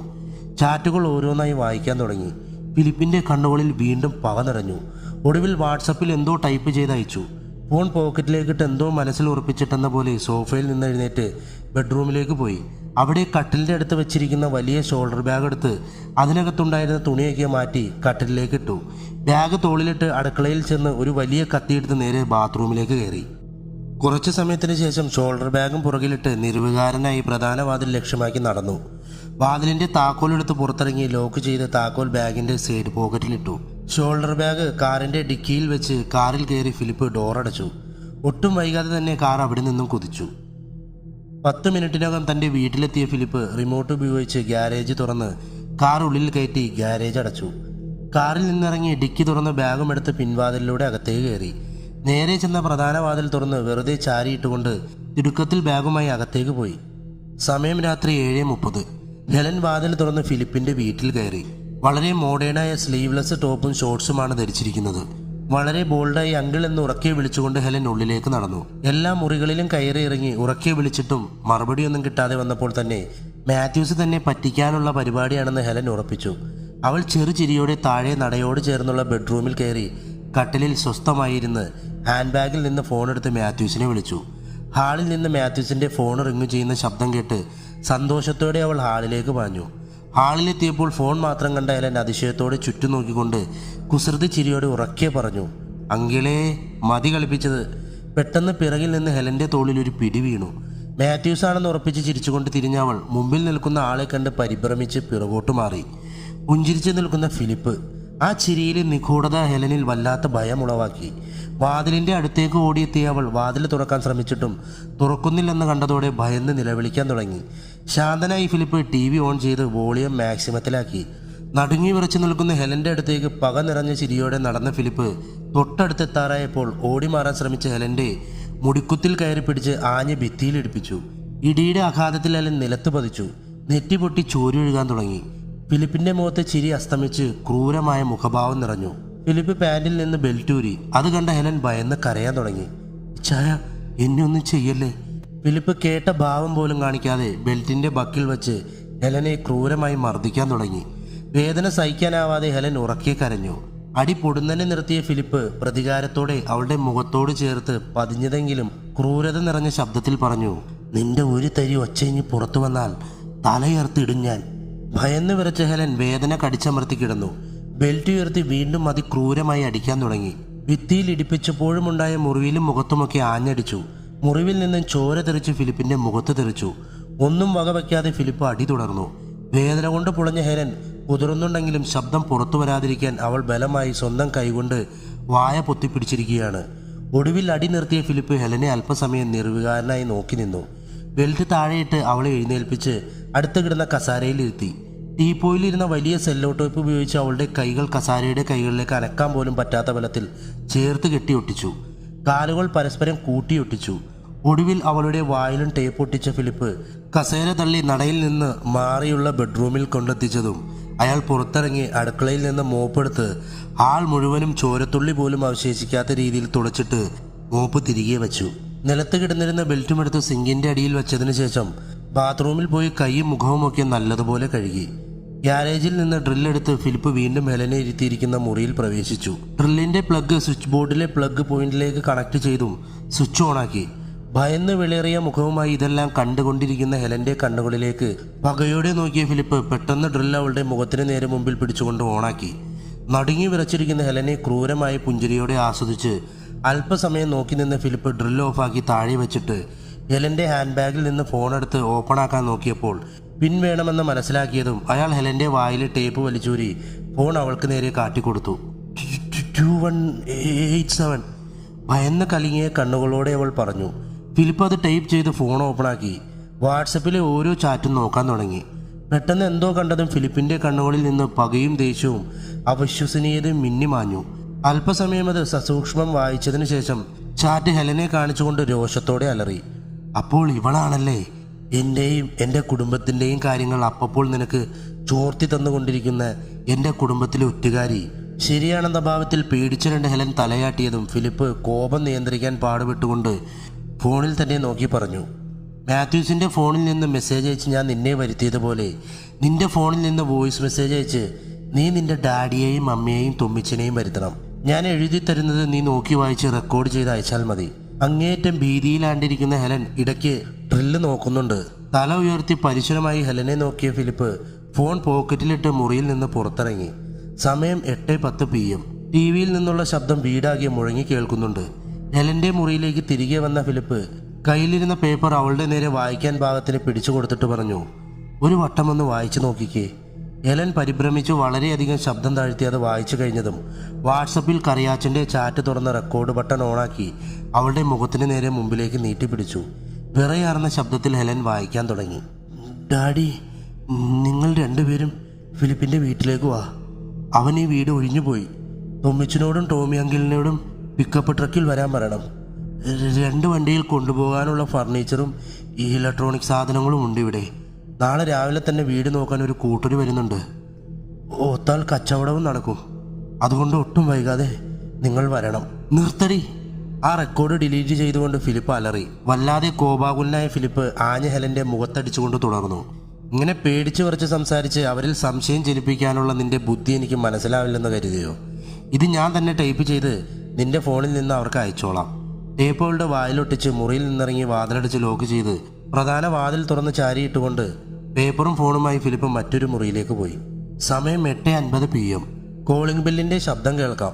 പെട്ടെന്ന് ഫിലിപ്പ് മെയിൻ സ്വിച്ച് ഓഫ് ചെയ്തതും വീടാകെ ഇരുട്ട് നിറഞ്ഞു. ഹെലൻ വാതിൽ തുറക്കാൻ വൈകുന്നതിൽ അസ്വസ്ഥനായ കറിയാച്ചൻ വാതിൽ തള്ളി തുറന്ന് ഫോണിൽ സംസാരിച്ചുകൊണ്ട് റീത്തയോടൊപ്പം അകത്തേക്ക് കയറി. ഓ വേണ്ടാന്നേ, ടൊമ്മിച്ചൻ ട്രക്കുമായി ഒരു 10 മിനിറ്റിനുള്ളിൽ ഇങ്ങെത്തും. എന്തേലും ആവശ്യം വരുവാണെങ്കിൽ വിളിച്ചേക്കാം. കറിയാച്ചൻ കോള് കട്ട് ചെയ്ത് ഫോണിലെ ടോർച്ച് ഓണാക്കി മുന്നോട്ട് നടന്നുകൊണ്ട് അതിശയത്തോടെ പറഞ്ഞു. ഈ വാതിലൊക്കെ തുറന്നിട്ട് ലൈറ്റ് പോലും ഇല്ലാത്തിടത്ത് ഇവളിത് എവിടെ പോയി കിടക്കുക? അവൾ എവിടെ പോകാനാ? നിങ്ങൾ മുകളിലൊക്കെ പോയി നോക്ക്. ഞാൻ എടുക്കാനുള്ള സാധനങ്ങളൊക്കെ പോയി റെഡിയാക്കട്ടെ. തൻ്റെ ഫോണിലെ ടോർച്ച് ഓണാക്കി അടുക്കളയിലേക്ക് നടന്നുകൊണ്ട് റീത്ത പറഞ്ഞു. നടയിലേക്ക് കയറും മുമ്പ് കണ്ട സ്വിച്ച് ബോർഡിലെ എല്ലാ സ്വിച്ചും ഓണാക്കി നോക്കിയ കറിയാച്ചൻ ഉറക്കെ വിളിച്ചു പറഞ്ഞു, എടിയേ കറണ്ട് പോയതാ. നട കയറി മുകളിലെത്തിയ കറിയാച്ചൻ ഉറക്കനെ ഹെലനെ വിളിച്ചുകൊണ്ട് എല്ലാ മുറികളിലും തിരഞ്ഞു. അവൾ അവിടെ എങ്ങും ഇല്ലെന്ന് ബോധ്യമായപ്പോൾ ഇവളിതെവിടെയാ എന്ന് നീരസത്തോടെ പിറുപിറുത്തുകൊണ്ട് അയാൾ നടയിറങ്ങി താഴെ എത്തി. പെട്ടെന്ന് നടയോട് ചേർന്നുള്ള മുറിയിലെ ബാത്റൂമിൽ നിന്ന് വെള്ളം ഒഴുകുന്ന ശബ്ദം കേട്ട് കറിയാച്ചൻ അവിടേക്ക് നടന്നു. വാതിൽ തുറന്നു കിടക്കുന്നത് കണ്ട് ബാത്റൂമിലേക്ക് കയറി നോക്കിയെങ്കിലും അവിടെയും അവളെ കാണാതായപ്പോൾ അല്പം അസ്വസ്ഥത പ്രകടിപ്പിച്ച കറിയാച്ചൻ മുന്നോട്ട് നടന്ന് ഡബ്ബിലെ ടാപ്പ് ഓഫാക്കിയതും ഡബ്ബിൽ നിറഞ്ഞു കിടക്കുന്ന ചുവപ്പ് നിറമുള്ള വെള്ളം കണ്ടതോടെ വല്ലാത്ത ഭയന്ന് പിറകോട്ട് മാറി. ധൈര്യം സംഭരിച്ച് മുന്നോട്ട് മെല്ലെ നടന്ന് വിറയ്ക്കുന്ന കൈയാൽ ബലമായി ഫോൺ ഡബ്ബിലേക്ക് നീട്ടിപ്പിടിച്ചതും ആ വെള്ളത്തിൽ കണ്ട കാഴ്ച കറിയാച്ചനെ അങ്ങേയറ്റം ഭയചകിതനാക്കി. മാത്യൂസിന്റെ വെട്ടിമാറ്റപ്പെട്ട തലയും കൈയും കാലുകളും രക്തഭംഗിലമായ വെള്ളത്തിൽ കുതിർന്നു കിടക്കുന്നു. നടുങ്ങി വിറച്ച കറിയാച്ചൻ പരിഭ്രമിച്ച് പിറകോട്ട് മറിഞ്ഞു വീണതും ഫോൺ കയ്യിൽ നിന്നും തെറിച്ചുപോയി. അത് എടുക്കാൻ പോവാതെ പേടിച്ചരണ്ടെഴുന്നേറ്റ് ബാത്റൂമിൽ നിന്നിറങ്ങി ഇരുണ്ട മുറിയിലൂടെ തപ്പിത്തടഞ്ഞു നടന്ന് ഒടുവിൽ വാതിലിൻ്റെ അടുത്തെത്തി. പെട്ടെന്ന് ഹാളിലും അടുക്കളയിലുമെല്ലാം ലൈറ്റ് തെളിഞ്ഞു. ടിവിയും ഓണായി. കയറിയപ്പോൾ തുറന്നു കിടന്നിരുന്ന വാതിൽ ആരോ അടച്ചു ലോക്ക് ചെയ്തിരിക്കുന്നു. അത് മനസ്സിലാക്കിയ കറിയാച്ചൻ പരിഭ്രമിച്ച് ആഞ്ഞ് കതകിൽ മുട്ടാൻ തുടങ്ങി. ടിവിയിൽ നിന്നുള്ള ശബ്ദം മൂലം അടുക്കളയിൽ തിരക്കിലായിരുന്ന ഗ്രേസി ഇതൊന്നും അറിഞ്ഞതേയില്ല. കതകിൽ തട്ടുന്നതിനിടയിൽ ഒരു വോയിസ് ക്ലിപ്പ് പ്ലേ ആകാൻ തുടങ്ങി. തൻ്റെ ശബ്ദമാണ് തിരിച്ചറിഞ്ഞ കറിയാച്ചൻ അങ്ങേയറ്റം ഭീതിയോടെ തിരിഞ്ഞതും വോയിസ് ക്ലിപ്പ് പ്ലേ ആകുന്നത് മുറിയുടെ കോണിൽ നിലത്ത് കിടക്കുന്ന ഫോണിൽ നിന്നാണെന്ന് മനസ്സിലാക്കിയതോടെ അത് ശ്രദ്ധിച്ചുകൊണ്ട് അവിടേക്ക് നടന്നു. ഈ റെക്കോർഡിംഗ് കേട്ടാൽ ആരായാലും അവനെയും അവൻ്റെ കുടുംബത്തെയും കാർക്കിച്ചു തുപ്പും. എല്ലാ രീതിയിലും നിന്നെ ഉപയോഗിച്ച ശേഷം അവൻ നിന്നെ ഉപേക്ഷിച്ചതാണെന്ന് നാട്ടുകാർ വിശ്വസിക്കും. വോയിസ് ക്ലിപ്പ് തീർന്നതും ഫോണിൻ്റെ സ്ക്രീൻ ലൈറ്റ് ഓഫായി. ഭയാനകമായ ഇരുളിൽ അകപ്പെട്ടുപോയ കറിയാച്ചൻ പരിഭ്രാന്തനായി. ചുറ്റിലും നോക്കി തിരിഞ്ഞതും തൊട്ടടുത്ത് നിന്നും കണ്ണുകളിലേക്ക് ഫോണിൻ്റെ ടോർച്ച് വെളിച്ചം അസ്ത്രം കണക്കിയെ പതിച്ചതോടെ കണ്ണുകൾ മുറുക്കിയടച്ച കറിയാച്ചൻ വെളിച്ചത്തിൻ്റെ തീവ്രത കുറഞ്ഞപ്പോൾ കണ്ണുകൾ മെല്ലെ തുറന്നു.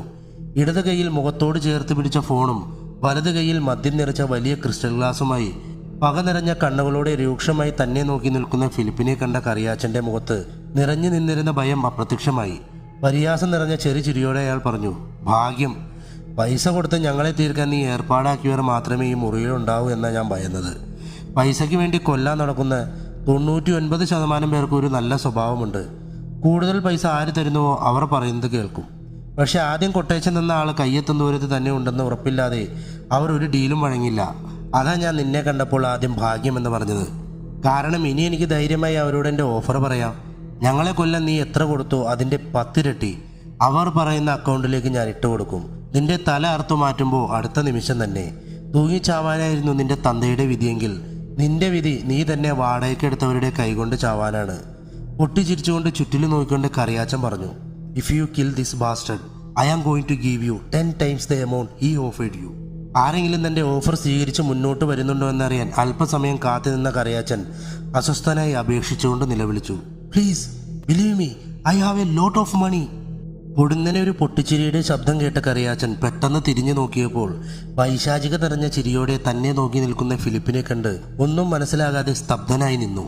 പെട്ടെന്ന് ഫിലിപ്പിൻ്റെ മുഖത്ത് ചിരി അസ്തമിച്ചു.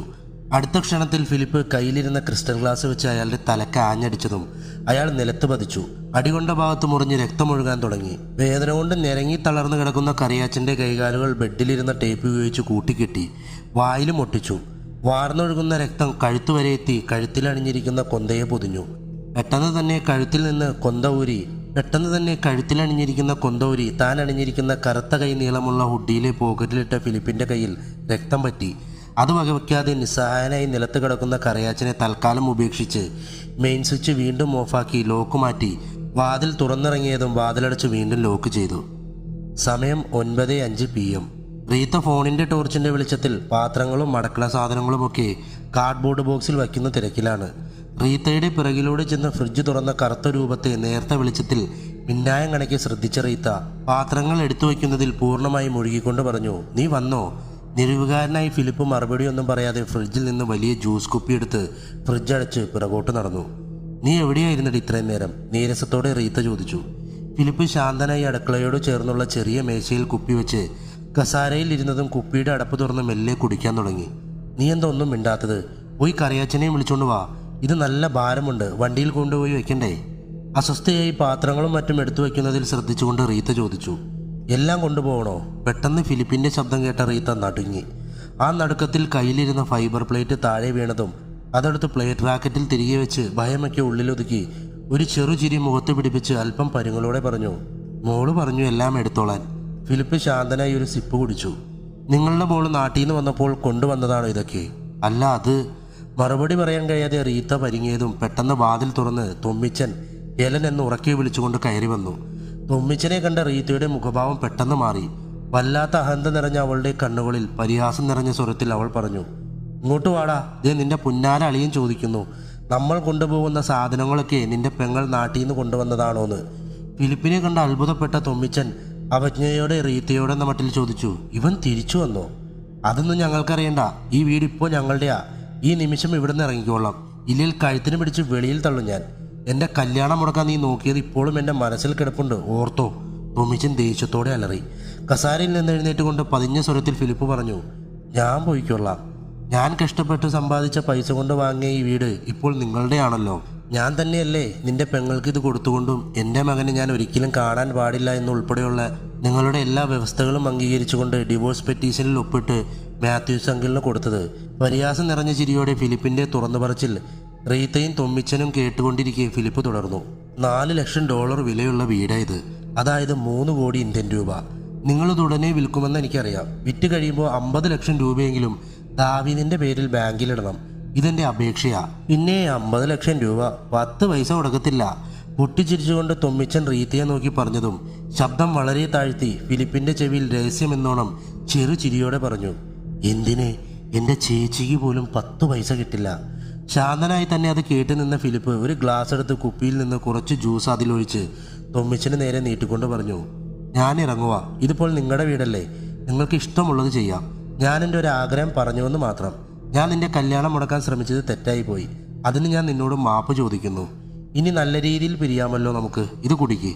തൊമ്മിച്ചൻ പരിഹാസം നിറഞ്ഞ ചിരിയോടെ അത് വാങ്ങി കുടിക്കാനായി ഗ്ലാസ് വായിലേക്ക് അടുപ്പിച്ചതും പെട്ടെന്ന് ചെറു ചിരിയോടെ ഫിലിപ്പിനെ നോക്കി പറഞ്ഞു, എല്ലാം നഷ്ടപ്പെട്ട് ഒരു തെരുവുനായെ പോലെയായ നീ സ്വന്തം ജീവനെടുക്കാൻ ആ കുപ്പിയിൽ വല്ല വിഷവും കലക്കിയിട്ടില്ലെന്ന് ആര് കണ്ടു? തൊമ്മിച്ചൻ ചിരിച്ചുകൊണ്ട് നേരെ അടുക്കളയിലേക്ക് പോയി സിങ്കിലേക്ക് ഗ്ലാസ് കമഴ്ത്തി ജ്യൂസ് ഒഴിച്ചു കളഞ്ഞു. പെട്ടെന്ന് അസ്വസ്ഥനായ അവൻ ഫിലിപ്പിനോടായി തല ചെറുതായി ഇടതുവശത്തേക്ക് ചിരിച്ചുകൊണ്ട് അലറി, കയ്യിലെന്തോ പറ്റിയല്ലോ ഗ്ലാസ്സിന്ന്. എന്താടാ, ഇതൊന്നും കഴുകാറില്ലേ? നാശം. സിങ്കിലേക്ക് തിരിഞ്ഞ് ടാപ്പോണാക്കി വലത് കൈ വെള്ളത്തിലേക്ക് അടുപ്പിക്കാൻ തുടങ്ങിയതും ടോർച്ചിന്റെ നേർത്ത വെളിച്ചത്തിൽ തൊമ്മിച്ചൻ കയ്യിൽ പറ്റിയിരിക്കുന്ന രക്തം കണ്ടു. പൊടുന്നിനെ ഞെട്ടിത്തിരിഞ്ഞതും തൊട്ടു മുന്നിൽ ക്രൗര്യം നിറഞ്ഞ ചിരിയോടെ നിൽക്കുന്ന ഫിലിപ്പിനെ കണ്ട് എന്ത് ചെയ്യണമെന്നറിയാതെ സ്തബ്ധനായി നിന്നു. ഞെട്ടൽ മാറി അവൻ എന്തെങ്കിലും ചെയ്യാൻ കഴിയുന്നതിനു മുമ്പേ പ്രതികാരാജ്ഞയോടെ ഫിലിപ്പ് കയ്യിലിരുന്ന കുപ്പി കൊണ്ട് ശരവേഗത്തിൽ തൊമ്മിച്ചന്റെ തലക്കിട്ട് ആഞ്ഞടിച്ചു. കുപ്പി തകർന്ന് മുറിയുടെ 4 പാടും തെറിച്ച ചില്ല് കഷ്ണങ്ങളിലൊന്ന് പാത്രങ്ങൾ അടുക്കി വെച്ചുകൊണ്ടിരുന്ന റീത്തയുടെ നെറ്റിയിൽ തുളഞ്ഞു കയറി. അലറിക്കരഞ്ഞ റീത്ത അടിയുടെ ആഘാതത്തിൽ നിലത്ത് പതിക്കുന്ന തൊമ്മിച്ചനെ നിസ്സഹായതയോടെ നോക്കി നിന്നു.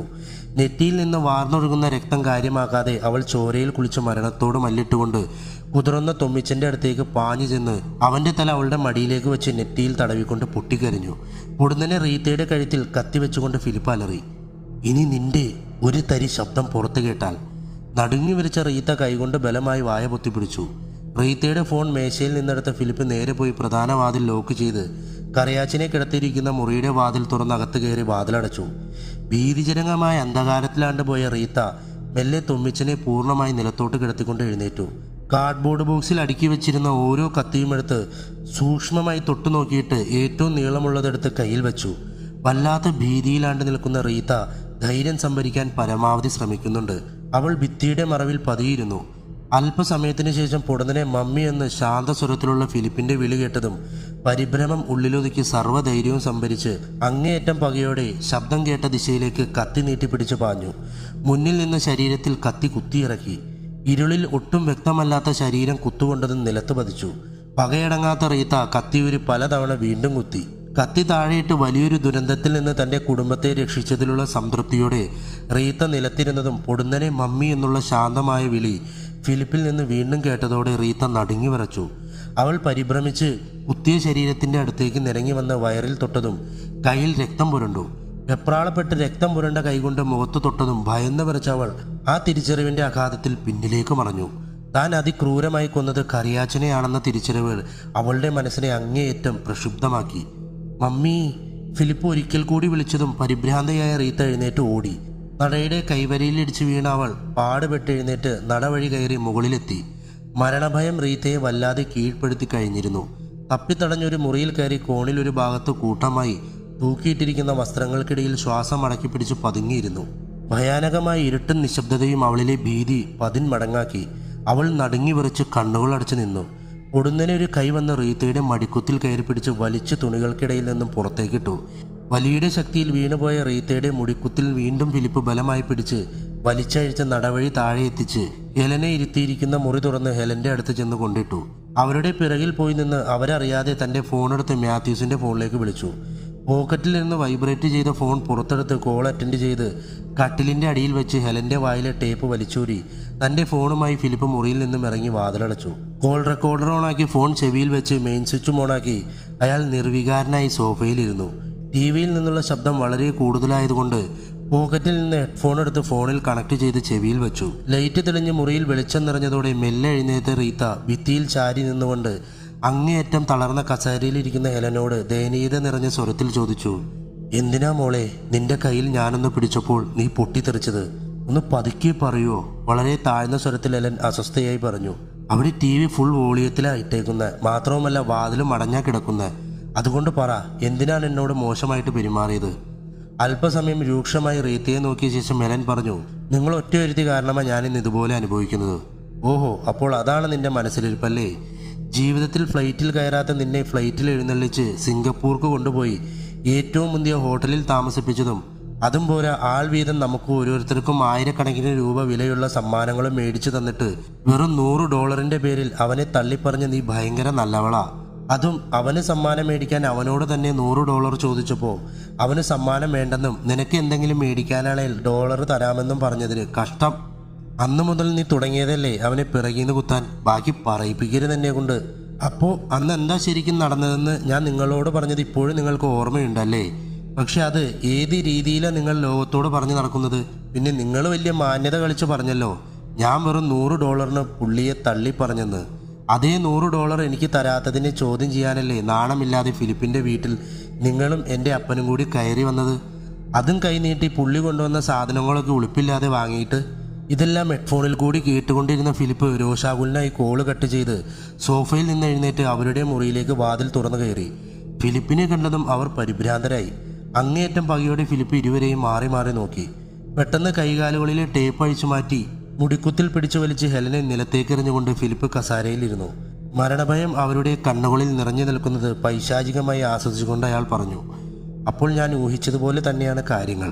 റീത്തയെ നോക്കി തുടർന്നു, ഞാനിവളെ നിങ്ങളുടെ വീട്ടിൽ കൊണ്ടുവന്നാക്കിയ ദിവസം അന്നാണല്ലോ ഇവളെൻ്റെ വീട്ടിൽ മറ്റൊരു പെണ്ണിനെ കണ്ടതും ഞാൻ നിങ്ങളോട് 2 കോടി രൂപ ചോദിച്ചതും. ശരിക്കും ആ ദിവസം എന്താ സംഭവിച്ചത്? ഒന്നും മിണ്ടാതെ റീത്ത പരിഭ്രമിച്ച് തല താഴ്ത്തി നിന്നു. അല്പസമയം ഫോണിൽ നോക്കിയിരുന്ന ഫിലിപ്പ് പൊടുന്നിനെ റീത്തയെ നോക്കി അയാൾ കസാരയിൽ നിന്ന് എഴുന്നേറ്റ് പാഞ്ഞുപോയി ഡ്രില്ലെടുത്ത് ഓണാക്കി റീത്തയുടെ കഴുത്തിൽ വെച്ച് അലറി, സത്യം പറയടി.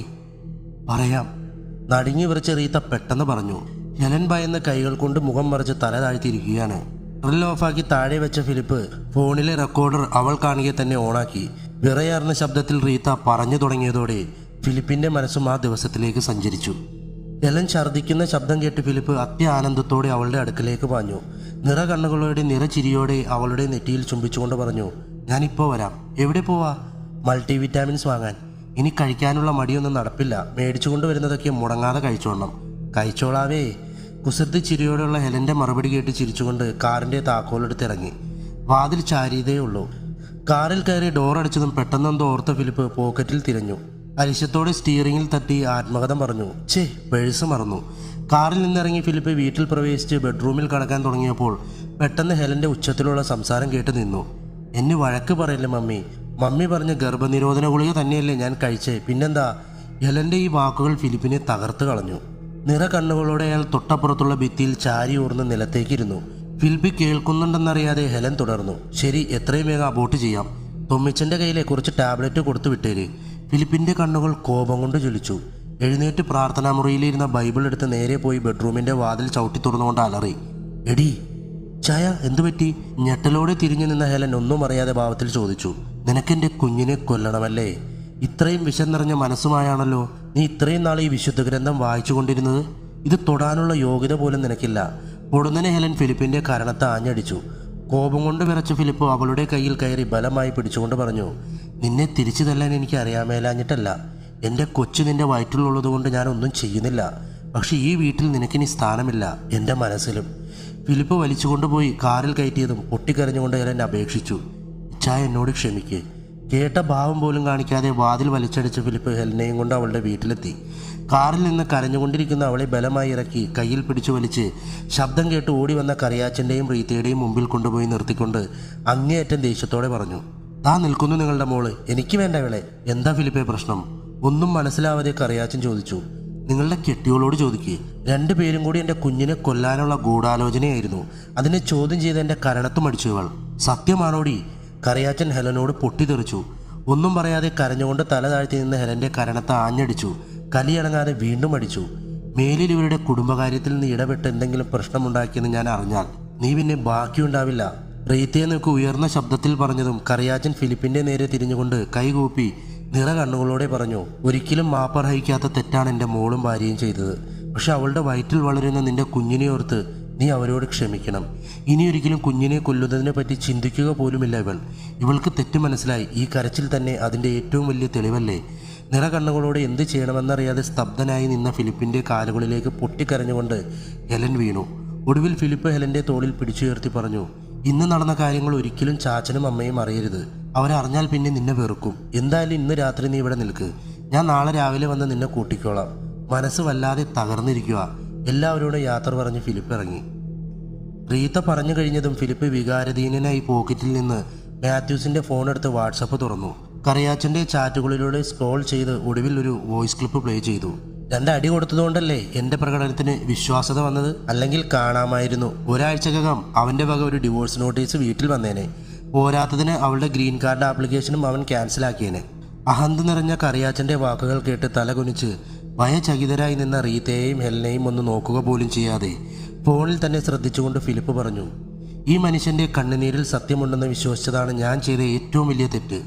ആ തെറ്റ് ഇനി ഒരിക്കലും ആവർത്തിക്കാതിരിക്കാൻ ആ കണ്ണുകൾ ഞാൻ എന്നേക്കുമായി അടപ്പിച്ചു. അതും അയാളുടെ ഭാര്യയെ കൊണ്ട് തന്നെ. വിശ്വസിക്കാനാവാതെ ഹെലൻ റീത്തയെ നോക്കി. അവളുടെ കണ്ണുകളിലേക്ക് നോക്കാനാവാതെ നിറ കണ്ണുകളോടെ കുറ്റബോധത്താൽ തല താഴ്ത്തി നിന്നു. ഹെലൻ! ഫിലിപ്പ് അലറി. നടുങ്ങി വിറച്ച ഹെലൻ ഫിലിപ്പിനെ നോക്കി. ഫിലിപ്പ് ഉറച്ച ശബ്ദത്തിൽ ചോദിച്ചു, ഇനി എനിക്ക് നിന്റെ നാവിൽ നിന്ന് കേൾക്കേണ്ടത് മാത്യൂസ് നിന്നെ കൂട്ടിക്കൊണ്ടുപോയ ദിവസം ശരിക്കും എന്താണ് സംഭവിച്ചത്? ഹെലൻ പറഞ്ഞു തുടങ്ങി. തൻ്റെ ഫോണിലെ റെക്കോർഡർ ഓൺ തന്നെയാണെന്ന് ഉറപ്പുവരുത്തിയ ഹെലൻ്റെ കണ്ണുകളിലേക്ക് തന്നെ തുറച്ചു നോക്കിയ ഫിലിപ്പ് പക്ഷേ അവളുടെ വാക്കുകളെ ശ്രദ്ധിച്ചതേയില്ല. അയാളുടെ ജീവിതത്തിൻ്റെ തകർച്ചയ്ക്ക് തുടക്കം കുറിച്ച ആ ദിവസം ഇന്നും വളരെ വ്യക്തമായി ഫിലിപ്പിൻ്റെ കൺമുന്നിലുണ്ട്. ഒരിക്കലും ഉണങ്ങാത്ത മുറിവ് ഹൃദയത്തിൻ്റെ ആഴങ്ങളിൽ വരെ ഉണ്ടായ ദിവസം. ആ ഓർമ്മയുടെ ഇരുണ്ട മേഘങ്ങൾ ഫിലിപ്പിൻ്റെ കണ്ണുകളിലേക്കും മനസ്സിലും പടർന്നു. ഇതേ വീട്ടിലാണ് അത് നടന്നത്. ഓടിക്കളിച്ച് കുസൃതിച്ചിരിയോടെ വന്ന ദാവീദ് ക്ഷീണിച്ചു കിടക്കുന്ന ഫിലിപ്പിനെ വിളിച്ചെഴുന്നേൽപ്പിക്കാൻ ശ്രമിക്കുന്നുണ്ട്. ഒരുപാട് ശ്രമങ്ങൾക്ക് ശേഷം കണ്ണു തുറന്ന ഫിലിപ്പ് സ്നേഹത്തോടെ അവൻ്റെ മുടിയിൽ തലോടിക്കൊണ്ട് അല്പം ദേഷ്യത്തോടെ പറഞ്ഞു, എടി എനിക്ക് പനിയാണെന്നറിയില്ലേ? ഇനി അത് കൊച്ചിനും കൂടി പിടിക്കണോ? പരിഭ്രമിച്ച് ഓടി വന്ന ഹെലൻ ദാവീദിനെ എടുത്തുകൊണ്ട് പോയതും ഫിലിപ്പ് വീണ്ടും പൊതിച്ചു മൂടിക്കിടന്നു. ദാവീദിന് കളിപ്പാട്ടങ്ങൾ എടുത്തു കൊടുത്ത് ഹാളിൽ ഇരുത്തിയിട്ട് വീണ്ടും ഫിലിപ്പിൻ്റെ അടുത്ത് വന്നു ഹെലൻ പറഞ്ഞു, ഇച്ചായ ഡാഡി വിളിച്ചായിരുന്നു ഇപ്പോൾ. ഇച്ചായനെ വിളിച്ചിട്ട് കിട്ടിയില്ല എന്ന് പറഞ്ഞു. വല്ലാതെ ക്ഷീണമുണ്ടെങ്കിലും അത് വകവയ്ക്കാതെ ഫിലിപ്പ് ഹെലൻ്റെ വശത്തേക്ക് തല തിരിച്ചുകൊണ്ട് ചോദിച്ചു, ഡാഡി ചുമ്മാ വിളിച്ചതാണോ?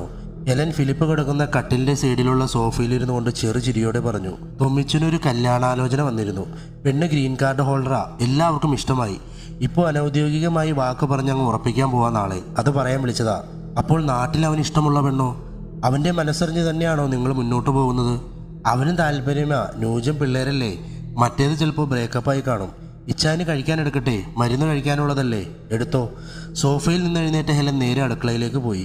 ഫ്രിഡ്ജിൽ നിന്ന് ചോറും കറികളും എടുക്കുന്നതിനിടയിൽ അവളുടെ ഫോൺ റിങ് ചെയ്തു. സാധനങ്ങളൊക്കെ മൈക്രോവേവ് ഓവൻ്റെ അടുത്ത് വെച്ച് ഓടിച്ചെന്ന് കോൾ അറ്റൻഡ് ചെയ്തു. Hello, really thank you so much. അവൾ കോള് കട്ട് ചെയ്തതും ഫിലിപ്പ് കാര്യം തിരക്കി. അഹങ്കാരം നിറഞ്ഞ ശബ്ദത്തിൽ അവൾ മറുപടി പറഞ്ഞു, എനിക്ക് ജോലി കിട്ടി. കൺഗ്രാറ്റ്സ്. ഞാൻ പറഞ്ഞതൊന്നും മറക്കണ്ട. എന്ത് പറഞ്ഞത്? നിനക്കെന്ത് പറ്റി? ഞാൻ പറഞ്ഞിരുന്നില്ലേ ഈ ജോലി കിട്ടിയാലും വേറെ നല്ല ജോലിക്ക് വേണ്ടി ശ്രമിക്കണമെന്ന്. അവിശ്വസനീയതയോടെ ക്ഷീണത്തെ അവഗണിച്ച് എഴുന്നേറ്റ് കട്ടിലിൽ ഇരുന്നു കൊണ്ട് ഫിലിപ്പ് പറഞ്ഞു. ഓ അതോ, അത് പിന്നത്തെ കാര്യമല്ലേ, അപ്പോ കാണാം. അപ്പോ നോക്കാമെന്നോ? നിന്റെ നന്മയ്ക്ക് വേണ്ടിയല്ലേ ഞാൻ പറഞ്ഞത്. മാസ്റ്റേഴ്സ് ഡിഗ്രി ഉള്ള നീ ഒരു അഡ്മിനിസ്ട്രേറ്റീവായി അസിസ്റ്റന്റായി ഒരുപാട് നാൾ ജോലി ചെയ്താൽ അത് നിന്റെ കരിയറിനെ തന്നെ ബാധിക്കുമെന്ന് നിന്റെ മുന്നിൽ വച്ചല്ലേ എൻ്റെ സുഹൃത്ത് നിവിൻ പറഞ്ഞത്. ഒന്ന് നിർത്തുന്നുണ്ടോ? വളരെയധികം ക്ഷോഭിച്ച് അലറിക്കൊണ്ട് ഹെലൻ ഫോണുമായി മറ്റൊരു മുറിയിലേക്ക് പോയി. ഒരു വലിയ ഭാരം തന്നിലേക്ക് പതിക്കുന്നത് പോലെ ഫിലിപ്പിന് തോന്നി. അവിശ്വസനീയതയോടെ അയാൾ ഒന്നും തിരിച്ചു പറയാൻ ശ്രമിക്കാതെ തല താഴ്ത്തിയിരുന്നു. 1.5 മണിക്കൂർ കഴിഞ്ഞു. ഭക്ഷണം കഴിക്കാത്തത് കൊണ്ട് ഫിലിപ്പിന് വല്ലാത്ത ക്ഷീണം അനുഭവപ്പെടാൻ തുടങ്ങി. അയാൾ മെല്ലെ ഹെലൻ ഇരിക്കുന്ന മുറിയിലേക്ക് നടന്നു. ഹെലൻ വളരെ ഉല്ലസിച്ച് ഫോണിൽ സംസാരിക്കുകയാണ്. അതെ, ജോലി കിട്ടി, താങ്ക് യു. ഒന്ന് ഭക്ഷണം എടുത്ത് താടി, മരുന്ന് കഴിക്കേണ്ട സമയം കഴിഞ്ഞു, വല്ലാത്ത ക്ഷീണം അപേക്ഷിച്ചുകൊണ്ട് ഫിലിപ്പ് പറഞ്ഞതും ഫോൺ വിളിയെ തടസ്സപ്പെടുത്തിയത് ഇഷ്ടപ്പെടാതെ ഫോണിൽ സംസാരിച്ചുകൊണ്ട് തന്നെ ഹെലൻ അടുക്കളയിലേക്ക് നടന്നു. ഫിലിപ്പ് മെല്ലെ ഊണുമേശയോട് ചേർന്നുള്ള കസാരയിലിരുന്നു. നേരത്തെ എടുത്തു വച്ചിരുന്ന ചോറ് ചൂടാക്കുക പോലും ചെയ്യാതെ ഹെലൻ പാത്രത്തിൽ നിന്നേ എടുത്ത് ആ ബൗളിലിട്ട് കുറച്ച് വെള്ളം അതിലൊഴിച്ച് ഒരു സ്പൂണുമിട്ട് ഫോണിൽ സംസാരിച്ചുകൊണ്ട് തന്നെ ഫിലിപ്പിന് മുന്നിലേക്ക് എറിഞ്ഞു കൊടുത്തു. ബൗൾ മേശയിലൂടെ ഊർന്ന് അയാളുടെ മുമ്പിലെത്തിയതും കുറച്ചു ചോറ് പുറത്തു ചാടിപ്പോയി. വല്ലാത്ത ക്രൂദ്ധനായ ഫിലിപ്പ് വിറച്ചുകൊണ്ട് അലറി. എടീ! ഹെലൻ കേൾക്കാത്ത ഭാവത്തിൽ മുറിക്കുള്ളിലേക്ക് കയറിപ്പോയി. ദേഷ്യമടക്കാൻ പരമാവധി ശ്രമിച്ചുകൊണ്ട് ഫിലിപ്പ് കുറച്ചു സമയം അവിടെ തന്നെയായിരുന്നു. ഒടുവിൽ പരാജയപ്പെട്ട അയാൾ അത്യധികം കോപാകുലനായി ക്ഷീണത്തെ പോലും വകവയ്ക്കാതെ എഴുന്നേറ്റ് ഹെലന്റെ അടുത്തേക്ക് പാഞ്ഞു. യാതൊരു കൂസലും കൂടാതെ കോളിൽ മുഴുകിയിരുന്ന ഹെലന്റെ മുമ്പിൽ വന്നു നിന്നുകൊണ്ട് ഉറക്കെ വിളിച്ചു. ഹെലൻ! എന്തിനാ ഒച്ചയുണ്ടാക്കുന്നത്? ഫോൺ ചെറുതായി മാറ്റിപ്പിടിച്ചുകൊണ്ട് ഹെലൻ അസ്വസ്ഥയായി ചോദിച്ചു. ഒരു ജോലി കിട്ടിയപ്പോൾ ചോറ് വലിച്ചെറിയാൻ മാത്രം അഹങ്കാരമായോ നിനക്ക്? ഓ, ഇതിനാണോ ഇത്രയും അലറി വിളിച്ചത്? നിസ്സാരഭാവത്തിൽ ഫിലിപ്പിനെ തള്ളിക്കളഞ്ഞുകൊണ്ട് ഹെലൻ വീണ്ടും ഫോണിൽ സംസാരിക്കാൻ തുടങ്ങി. കോള് കട്ട് ചെയ്യടി. കേൾക്കാത്ത ഭാവത്തിൽ യാതൊരു കുലുക്കവും കൂടാതെ സംസാരം തുടർന്നതോടെ സർവ്വനിയന്ത്രണവും നഷ്ടപ്പെട്ട ഫിലിപ്പ് അങ്ങേയറ്റം രോഷാകുലനായി കട്ടിലേക്ക് ചാടി കയറി ഫോൺ അവളുടെ കയ്യിൽ നിന്ന് പിടിച്ചു വാങ്ങാൻ ശ്രമിച്ചു. ഹെലൻ എതിർക്കാൻ ശ്രമിച്ചെങ്കിലും ഒടുവിൽ ഫോൺ ഫിലിപ്പ് കൈക്കലാക്കി. കോള് കട്ട് ചെയ്ത് പോക്കറ്റിലിട്ടു. ഉടനെ അവളുടെ മുഖഭാവം ഒരു ഭ്രാന്തമായ അവസ്ഥയിലേക്ക് മാറി. അലമുറയിട്ട് കരയാൻ തുടങ്ങിയ അവൾ ഓടിച്ചെന്ന് കളിച്ചുകൊണ്ടിരുന്ന ദാവീദിനെ എടുത്തുകൊണ്ട് ഇറങ്ങി ഓടിയതും പേടിച്ചിരണ്ട ദാവീദും ഉറക്കെ കരയാൻ തുടങ്ങി. ഹെലന്റെ പെരുമാറ്റം കണ്ട് പരിഭ്രാന്തനായ ഫിലിപ്പ് വീട്ടിൽ ഇറങ്ങി ഓടുന്ന അവളുടെ കൈ മുറുകെ ഓടിച്ചെന്ന് പിടിച്ചു. എന്നിട്ട് തളർന്ന ശബ്ദത്തിൽ ചോദിച്ചു, നീ എന്താ കാണിക്കുന്നേ? എന്തിനാ കൊച്ചിനെ കരയിക്കുന്നേ? അയാളെ ശ്രദ്ധിക്കുക പോലും ചെയ്യാതെ അവൾ കരച്ചിൽ തുടർന്നു. കരഞ്ഞുകൊണ്ടിരിക്കുന്ന ദാവീദ് ഫിലിപ്പിന്റെ തോളിലേക്ക് വരാൻ കൈ നീട്ടുന്നുണ്ടെങ്കിലും അവനെ ബലമായി ഹെലൻ പിടിച്ചിരിക്കുന്നത് കൊണ്ട് അവൻ അനങ്ങാൻ പറ്റുന്നില്ല. ആരെങ്കിലും ശ്രദ്ധിക്കുമോ എന്ന ഭയന്ന ഫിലിപ്പ് കൈകൊണ്ട് അവളുടെ വായ പൊത്തിക്കൊണ്ട് ചോദിച്ചു, ഇങ്ങനെ കരയാൻ ഇവിടെ എന്താ സംഭവിച്ചത്? എൻ്റെ ഫോൺ എനിക്ക് തിരിച്ചതാ, ഹെലൻ അലറി. ഫിലിപ്പ് നിസ്സഹായനായി ഫോൺ തിരികെ കൊടുത്തു. ദാവീദിനെ താഴെ നിർത്തി ഫോണുമായി കുറച്ചു ദൂരത്തേക്ക് നടന്നുപോയി. താഴെ നിർത്തിയത് നിറഞ്ഞ ചിരിയോടെ ദാവീദ് ഫിലിപ്പിനെ ചുറ്റിപ്പിടിച്ചു. നിറകണ്ണുകളോടെ അവനെ കോരിയെടുത്ത അയാൾ അവൻ്റെ നെറ്റിയിൽ ഒരു ഉമ്മ കൊടുത്തിട്ട് വീട്ടിലേക്ക് നടന്നു. ഹെലൻ മാറി നിന്ന് ഫോണിൽ സംസാരിക്കുന്നത് ശ്രദ്ധിച്ചുകൊണ്ട് ഫിലിപ്പ് വീട്ടിലേക്ക് കയറി ദാവീദിനെ സോഫയിലിരുത്തി. നിലത്ത് കിടന്നിരുന്ന ഒരു കളിപ്പാട്ടം എടുത്ത് അവൻ്റെ കയ്യിൽ കൊടുത്തുകൊണ്ട് ഫിലിപ്പ് മെല്ലെ കുറച്ചു മാറിയുള്ള സോഫയിലിരുന്നു. വല്ലാത്ത തളർച്ച ഫിലിപ്പിനെ കീഴ്പ്പെടുത്തി തുടങ്ങിയിരുന്നു. എങ്കിലും അത് കാര്യമാക്കാതെ ദാവീദിൻ്റെ കളികൾ ചെറുചിരിയോടെ ആസ്വദിച്ചുകൊണ്ടിരുന്നു. പൊടുന്നിനെ വാതിൽ തുറന്ന് കയറി വന്ന ഹെലൻ കളിച്ചുകൊണ്ടിരുന്ന ദാവീദിനെയും എടുത്തുകൊണ്ടുപോയി മുറിയിൽ കയറി വാതിലടച്ചു. ഒന്നും ചെയ്യാനാവാതെ വേദനയോടെ ഫിലിപ്പ് അത് നോക്കിയിരുന്നതേ ഉള്ളൂ. എല്ലാം ഉള്ളിലൊതുക്കി സോഫയിൽ നിന്ന് എഴുന്നേറ്റ അയാൾ മെല്ലെ അടുക്കളയിലേക്ക് നടന്നു. അവിടെ നിന്ന് ഒരു തുണിയെടുത്ത് ഊണുമേശയിൽ വീണ് കിടന്നിരുന്ന ചോറും വെള്ളവുമൊക്കെ തുടച്ചു മാറ്റിയിട്ട് കസേരയിലിരുന്ന ചോറ് കഴിക്കാൻ തുടങ്ങിയതും കോണിമ്പെല്ലിൻ്റെ ശബ്ദം കേട്ടു. സ്പൂൺ ബൗളിലിട്ട് ഫിലിപ്പ് എഴുന്നേറ്റ് പോയി വാതിൽ തുറന്നതും അതിശയത്തോടെ പറഞ്ഞു, ആ അങ്കിളോ? ഫിലിപ്പ് വാതിൽ മുഴുവനായി തുറന്നതും അങ്ങേയറ്റം ഗൗരവഭാവത്തിൽ മാത്യൂസ് ഹെലൻ എന്ന് ഉറക്കെ വിളിച്ചുകൊണ്ട് വീട്ടിലേക്ക് കയറി. ഞൊടിയിടയിൽ പുറത്തു വന്ന ഹെലനോട് മാത്യൂസ് ചോദിച്ചു, എല്ലാം പാക്ക് ചെയ്തോ? ചെയ്തു. എന്താ നിങ്ങൾ പറയുന്നത്? എനിക്കൊന്നും മനസ്സിലാവുന്നില്ലല്ലോ, ആശങ്കയോടെ ഫിലിപ്പ് ചോദിച്ചു. നിനക്കൊന്നും മനസ്സിലാവുന്നില്ല അല്ലേ? അവളും കൊച്ച് എൻ്റെ കൂടെ പോരുക, അത്ര തന്നെ, മാത്യൂസ് ആക്രോശിച്ചു. അങ്ങേയറ്റം തകർന്ന ഫിലിപ്പ് മെല്ലെ ഹെലൻ്റെ അടുത്തെത്തി നിറ കണ്ണുകളോടെ ചോദിച്ചു, ഇത്രയും എന്നെ വെറുക്കാൻ ഞാൻ എന്ത് തെറ്റാ നിന്നോട് ചെയ്തത്? എനിക്കിത് നിന്നെ വേണ്ട, അതിൽ കൂടുതലൊന്നും എനിക്ക് പറയാനില്ല. പുച്ഛത്തോടെയുള്ള ഹെലൻ്റെ മറുപടി കേട്ട് ഫിലിപ്പ് കണ്ണ് നിറഞ്ഞ് തല താഴ്ത്തി നിന്നു. പെട്ടെന്ന് തന്നെ ധൈര്യം വീണ്ടെടുത്ത അയാൾ തലയുയർത്തി ഉറച്ച ശബ്ദത്തിൽ പറഞ്ഞു, ശരി, നിന്റെ ഇഷ്ടം അതാണെങ്കിൽ നിനക്ക് പോകാം, പക്ഷേ ദാവീദ് എൻ്റെ കൂടെ നിൽക്കും. ഇത് കേട്ട ഹെലൻ പൊട്ടിക്കരഞ്ഞുകൊണ്ട് ഫിലിപ്പിൻ്റെ അടുത്തേക്ക് ചേർന്ന് നിന്ന് അയാളുടെ കൈകളെടുത്ത് അവളുടെ മുഖത്തോട് ചേർത്ത് പിടിച്ചുകൊണ്ട് ഫിലിപ്പിൻ്റെ കണ്ണുകളിലേക്ക് നോക്കി ഇച്ഛായ എന്ന് വിളിച്ചു. ഫിലിപ്പിൻ്റെ കണ്ണുകൾ നിറഞ്ഞൊഴുകി. ഉടനെ അവളുടെ കൈകൾക്കൊപ്പം അവളുടെ നഖങ്ങളും അവളുടെ മുഖത്തേക്ക് ബലമായി ചേർത്ത് പിടിച്ചുകൊണ്ട് അവൾ തന്നെ അമർത്തി താഴോട്ട് മാന്തി. അവളുടെ മുഖത്തിൻ്റെ ഇരുവശങ്ങളിലും മുറിവുണ്ടായി. എന്താ ഫിലിപ്പ് നീ ചെയ്തത്? ഫിലിപ്പിൻ്റെ അടുത്തേക്ക് നടന്നുകൊണ്ട് പരിഹാസം നിറഞ്ഞ ചിരിയോടെ മാത്യൂസ് ചോദിച്ചു. ഞാനോ? പിന്നല്ലാതെ. ഫിലിപ്പ് ദയനീയമായി ഹെലനെ നോക്കിയതും അവളുടെ മുഖത്തെ ദുഃഖഭാവം മാറി പരിഹാസം നിറഞ്ഞു. മുറിവുകൾ മൂലമുള്ള വേദന കടിച്ചമർത്തി ചിരിച്ചുകൊണ്ട് അവൾ പറഞ്ഞു, നല്ല വേദനയുണ്ട് കേട്ടോ. ഇത് ഞാൻ പോലീസിൽ വിളിച്ചറിയിച്ചാൽ പിന്നെ എന്ത് സംഭവിക്കുമെന്ന് പ്രത്യേകം പറയേണ്ടതില്ലല്ലോ. ഇത് നീ സ്വയം ഉണ്ടാക്കിയ മുറിവല്ലേ? ദേഷ്യപ്പെട്ടുകൊണ്ട് ഫിലിപ്പ് ചോദിച്ചു. അത് നമുക്ക് 3 പേർക്കും മാത്രം അറിയാവുന്ന സത്യം. പക്ഷേ ഇത് നീയാ ചെയ്തതെന്ന് ഞാൻ പറഞ്ഞാൽ അതേ പോലീസ് വിശ്വസിക്കൂ. അതാണ് പെണ്ണിൻ്റെ വാക്കിൻ്റെ വില. മാത്രവുമല്ല, പുറത്തുകൂടി നീ എന്നെ ഓടിച്ചതും എൻ്റെ വായ ബലമായി പൊത്തിപ്പിടിച്ചതും ഞാനും ദാവീദും കരഞ്ഞതും ഈ പ്രദേശത്തുള്ള കുറച്ചു പേരെങ്കിലും കാണാതിരിക്കാനിടയില്ല. അപ്പോൾ സാക്ഷികളുമായി. നീ എന്നെ ഉപദ്രവിച്ചെന്നല്ല ഞാൻ പറയാൻ പോകുന്നത്, കൊല്ലാൻ ശ്രമിച്ചുവെന്നാ. അങ്ങേയറ്റം തകർന്ന മനസ്സും ഒന്നും പറയാനാവാതെ ഫിലിപ്പ് നിൽക്കവേ ചിരിച്ചുകൊണ്ട് മാത്യൂസ് ഫിലിപ്പിൻ്റെ തോളിൽ തട്ടി പറഞ്ഞു, ഇനി നിന്റെ മുന്നിൽ 2 വഴികളേ ഉള്ളൂ. ഒന്നെങ്കിൽ ദാവീദിനെ ഇവിടെ ഏൽപ്പിച്ച് ആഴ്ചയിൽ 1-2 ദിവസം നിന്റെ കൂടെ നിർത്തി സന്തോഷമായി ജീവിക്കുക, അല്ലെങ്കിൽ അവനെ ഇനി ഒരിക്കലും കാണാനാവാത്ത ഗാർഹിക പീഡനത്തിനും കൊലപാതക ശ്രമത്തിനും അഴിക്കുള്ളിലാവുക. ഇരുതല മൂർച്ചയുള്ള വാള് പോലെ മാത്യൂസിന്റെ വാക്കുകൾ ഫിലിപ്പിന്റെ ഹൃദയത്തെ കീറി മുറിച്ചു കളഞ്ഞു. അയാളുടെ കണ്ണുകൾ നിറഞ്ഞൊഴുകി. അല്പസമയത്തിന് ശേഷം നിസ്സഹായനായി വിറയാർന്ന ശബ്ദത്തിൽ അയാൾ ഗർവോടെ നിൽക്കുന്ന ഹെലനോട് അപേക്ഷിച്ചു, ഞാൻ ദാവീദിന് കുറച്ച് ഭക്ഷണം കൊടുത്തോട്ടെ. തികഞ്ഞ പുച്ഛത്തോടെ യുദ്ധം ജയിച്ച രാജാവിന്റെ ഭാവത്തിൽ അവൾ തലയാട്ടി. മരുന്ന് കഴിക്കാത്തത് കൊണ്ടുള്ള അതിയായ ക്ഷീണവും മനസ്സിലേറ്റ മുറിവുകളുമെല്ലാം ഫിലിപ്പിനെ പിന്നോട്ട് വലിക്കുന്നുണ്ടെങ്കിലും ദാവീദിനോടുള്ള അയാളുടെ അതിരറ്റ സ്നേഹം എല്ലാ പ്രതിബന്ധങ്ങളെയും തരണം ചെയ്ത് അപ്പുറത്തെ മുറിയിലിരുന്ന് കളിക്കുന്ന ദാവീദിന്റെ അടുത്ത് പാഞ്ഞെത്താനുള്ള ഉത്തേജനമായി മാറി. ഫിലിപ്പിനെ കണ്ട ദാവീദ് കളിപ്പാട്ടം പോലും ഉപേക്ഷിച്ച് അയാളെ കെട്ടിപ്പിടിച്ചു. അല്പസമയം അവനെ ചേർത്ത് പിടിച്ച് ഫിലിപ്പ് പൊട്ടിക്കരഞ്ഞു. ഫിലിപ്പ് കരയുന്നത് ശ്രദ്ധിച്ച ദാവീദ് അവൻ്റെ കുഞ്ഞു കൈകൾ കൊണ്ട് ഫിലിപ്പിൻ്റെ കണ്ണുനീർത്തുള്ളികൾ തുടച്ചുകൊണ്ട് അയാളുടെ കണ്ണിൽ ഒരു ഉമ്മ കൊടുത്തിട്ട് ഒരു ചെറിയ കുസൃതി ചിരി ഫിലിപ്പിന് സമ്മാനിച്ചു. ആ ചിരി എന്തെന്നില്ലാത്ത ഒരു ആശ്വാസം അയാൾക്ക് നൽകി. അവൻ്റെ നെറ്റിയിൽ ഒരു ഉമ്മ കൊടുത്തുകൊണ്ട് അവനെയും എടുത്ത് അടുക്കളയിലേക്ക് നടന്നു. ദാവീദിനെ ഫുഡ് ചെയറിലിരുത്തിയ ഫിലിപ്പ് ഷെൽഫിൽ നിന്ന് അവൻ്റെ ഇഷ്ടപ്പെട്ട ബിസ്ക്കറ്റ് എടുത്ത് പാക്കറ്റ് പൊട്ടിച്ച് അവൻ്റെ മുന്നിലുള്ള ട്രേയിൽ വെച്ച് കൊടുത്തതും അവൻ കൊതിയോടെ ഓരോന്നെടുത്ത് കഴിക്കാൻ തുടങ്ങി. പാല് ചൂടാക്കിയ ഫിലിപ്പ് അത് മറ്റൊരു ബൗളിലേക്ക് ഒഴിച്ച് അവന് ഇഷ്ടപ്പെട്ട സീരിയലും അതിലിട്ട് ഒരു സ്പൂണുമായി അവൻ്റെ അടുത്തെത്തി അവന് വയറ് നിറയോളം കൊടുത്തു. നനഞ്ഞ തുണി കൊണ്ട് അവൻ്റെ വായ തുടച്ച് ഫുഡ് ചെയറിൽ നിന്നെടുത്ത അയാൾ അവനെയും കൊണ്ട് ഹാളിലേക്ക് നടന്നു. സോഫയിൽ 2 കാലും കയറ്റി വെച്ച് TV കണ്ടുകൊണ്ടിരിക്കുന്ന ഹെലൻ ഫിലിപ്പിനെ കണ്ടതും TVയിൽ തന്നെ നോക്കി വളരെ നിസ്സാര ഭാവത്തിൽ പറഞ്ഞു, ഒരു $30,000 നിൻ്റെ അക്കൗണ്ടിൽ നിന്ന് ഞാൻ എൻ്റെ അക്കൗണ്ടിലേക്ക് ഫോൺ വഴി അയച്ചിട്ടുണ്ട്. പിന്നെ ബെഡ്റൂമിൻ്റെ ഷെൽഫിലുണ്ടായിരുന്ന $5,000 എടുത്തിട്ടുണ്ട്. നിസ്സഹായനായി തലയാട്ടിയതല്ലാതെ ഫിലിപ്പ് മറ്റൊന്നും പറഞ്ഞില്ല. ഇവരുടെ 2 പെട്ടികൾ അകത്തുണ്ട്, അതെടുത്ത് എൻ്റെ ജീപ്പിൽ കൊണ്ടുപോയി വയ്ക്കേ. പിന്നെ നിൻ്റെ കാറിലുള്ള ചൈൽഡ് സീറ്റ് ഊരി എൻ്റെ വണ്ടിയിൽ ഫിറ്റ് ചെയ്യണം. ഫൈൻ അടയ്ക്കാനൊന്നും എനിക്ക് വയ്യ. ഫോണിൽ സംസാരിച്ചു കൊണ്ടിരുന്ന മാത്യൂസ് ഫോൺ അല്പം മാറ്റി പിടിച്ചുകൊണ്ട് ഫിലിപ്പിനോട് അധികാര സ്വരത്തിൽ പറഞ്ഞു. നന്നേ ക്ഷീണിതനായ ഫിലിപ്പ് ദാവീദിനെ താഴെ വെച്ച് മാത്യൂസ് പറഞ്ഞതനുസരിച്ച് എല്ലാം ചെയ്തു. അധികം വൈകാതെ എല്ലാവരും വീട്ടിൽ നിന്നിറങ്ങി. ഇവനെ എടുത്ത് ചൈൽഡ് സീറ്റിലിരുത്ത്, അങ്ങേയറ്റം അഹന്ത നിറഞ്ഞ സ്വരത്തിൽ പറഞ്ഞുകൊണ്ട് ഹെലൻ ജീപ്പിൻ്റെ മുൻസീറ്റിൽ കയറിയിരുന്നു. നിറ കണ്ണുകളോടെ ഫിലിപ്പ് ദാവീദിനെ എടുത്ത് ചൈൽഡ് സീറ്റിലിരുത്തി സീറ്റ് ബെൽറ്റ് മുറുക്കി സുരക്ഷിതനാക്കി. നിശബ്ദമായി കരഞ്ഞുകൊണ്ട് ഒരിക്കൽ കൂടി അവൻ്റെ കവിളിൽ അമർത്തി ചുംബിച്ച് കുസൃതി ചിരിയോടെ അവൻ അപ്പ എന്ന് വിളിച്ച് ഫിലിപ്പിന് നേരെ കൈ നീട്ടിയതും അയാൾ ആ കൈ മുറുകെ പിടിച്ച് ചുംബിച്ചു. പെട്ടെന്ന് വന്ന മാത്യൂസ് ഫിലിപ്പിൻ്റെ കൈ ദാവീദിൻ്റെ കയ്യിൽ നിന്ന് ബലമായി അടർത്തി മാറ്റി ജീപ്പിൻ്റെ ഡോറടിച്ചു. ദാവീദ് ഉറക്കെ കരയാൻ തുടങ്ങി. ഡോറ് തുറന്ന് ഡ്രൈവർ സീറ്റിലിരുന്ന ഗ്ലാസ് താഴ്ത്തിയ മാത്യൂസ് മനസ്സ് തകർന്ന നിസ്സഹായനായി നിന്ന് ഫിലിപ്പിനെ അടുത്തേക്ക് വിളിച്ചു പറഞ്ഞു, ഇനി ഒരു കാര്യം കൂടി നീ അറിയാനുണ്ട്. അതറിയാതെ പോയാൽ പിന്നെ എനിക്കെന്നെ ഒരു ത്രില്ല്.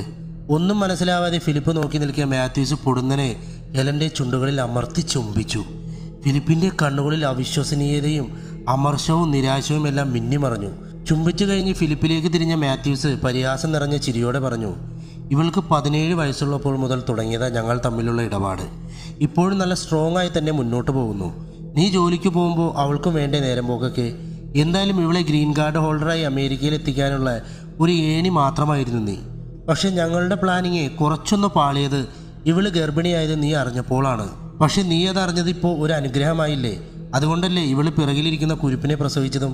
ആ കുരുപ്പിൻ്റെ പേരിൽ ചൈൽഡ് സ്പോട്ട് എന്ന് ഇവിടുത്തുകാർ വിളിക്കുന്ന സംഭവത്തിൻ്റെ പേരിൽ എല്ലാ മാസവും $1,500 വെച്ച് നിന്റെ ശമ്പളത്തിൽ നിന്ന് ഇവൾക്ക് ഇനി കിട്ടാൻ പോകുന്നത്.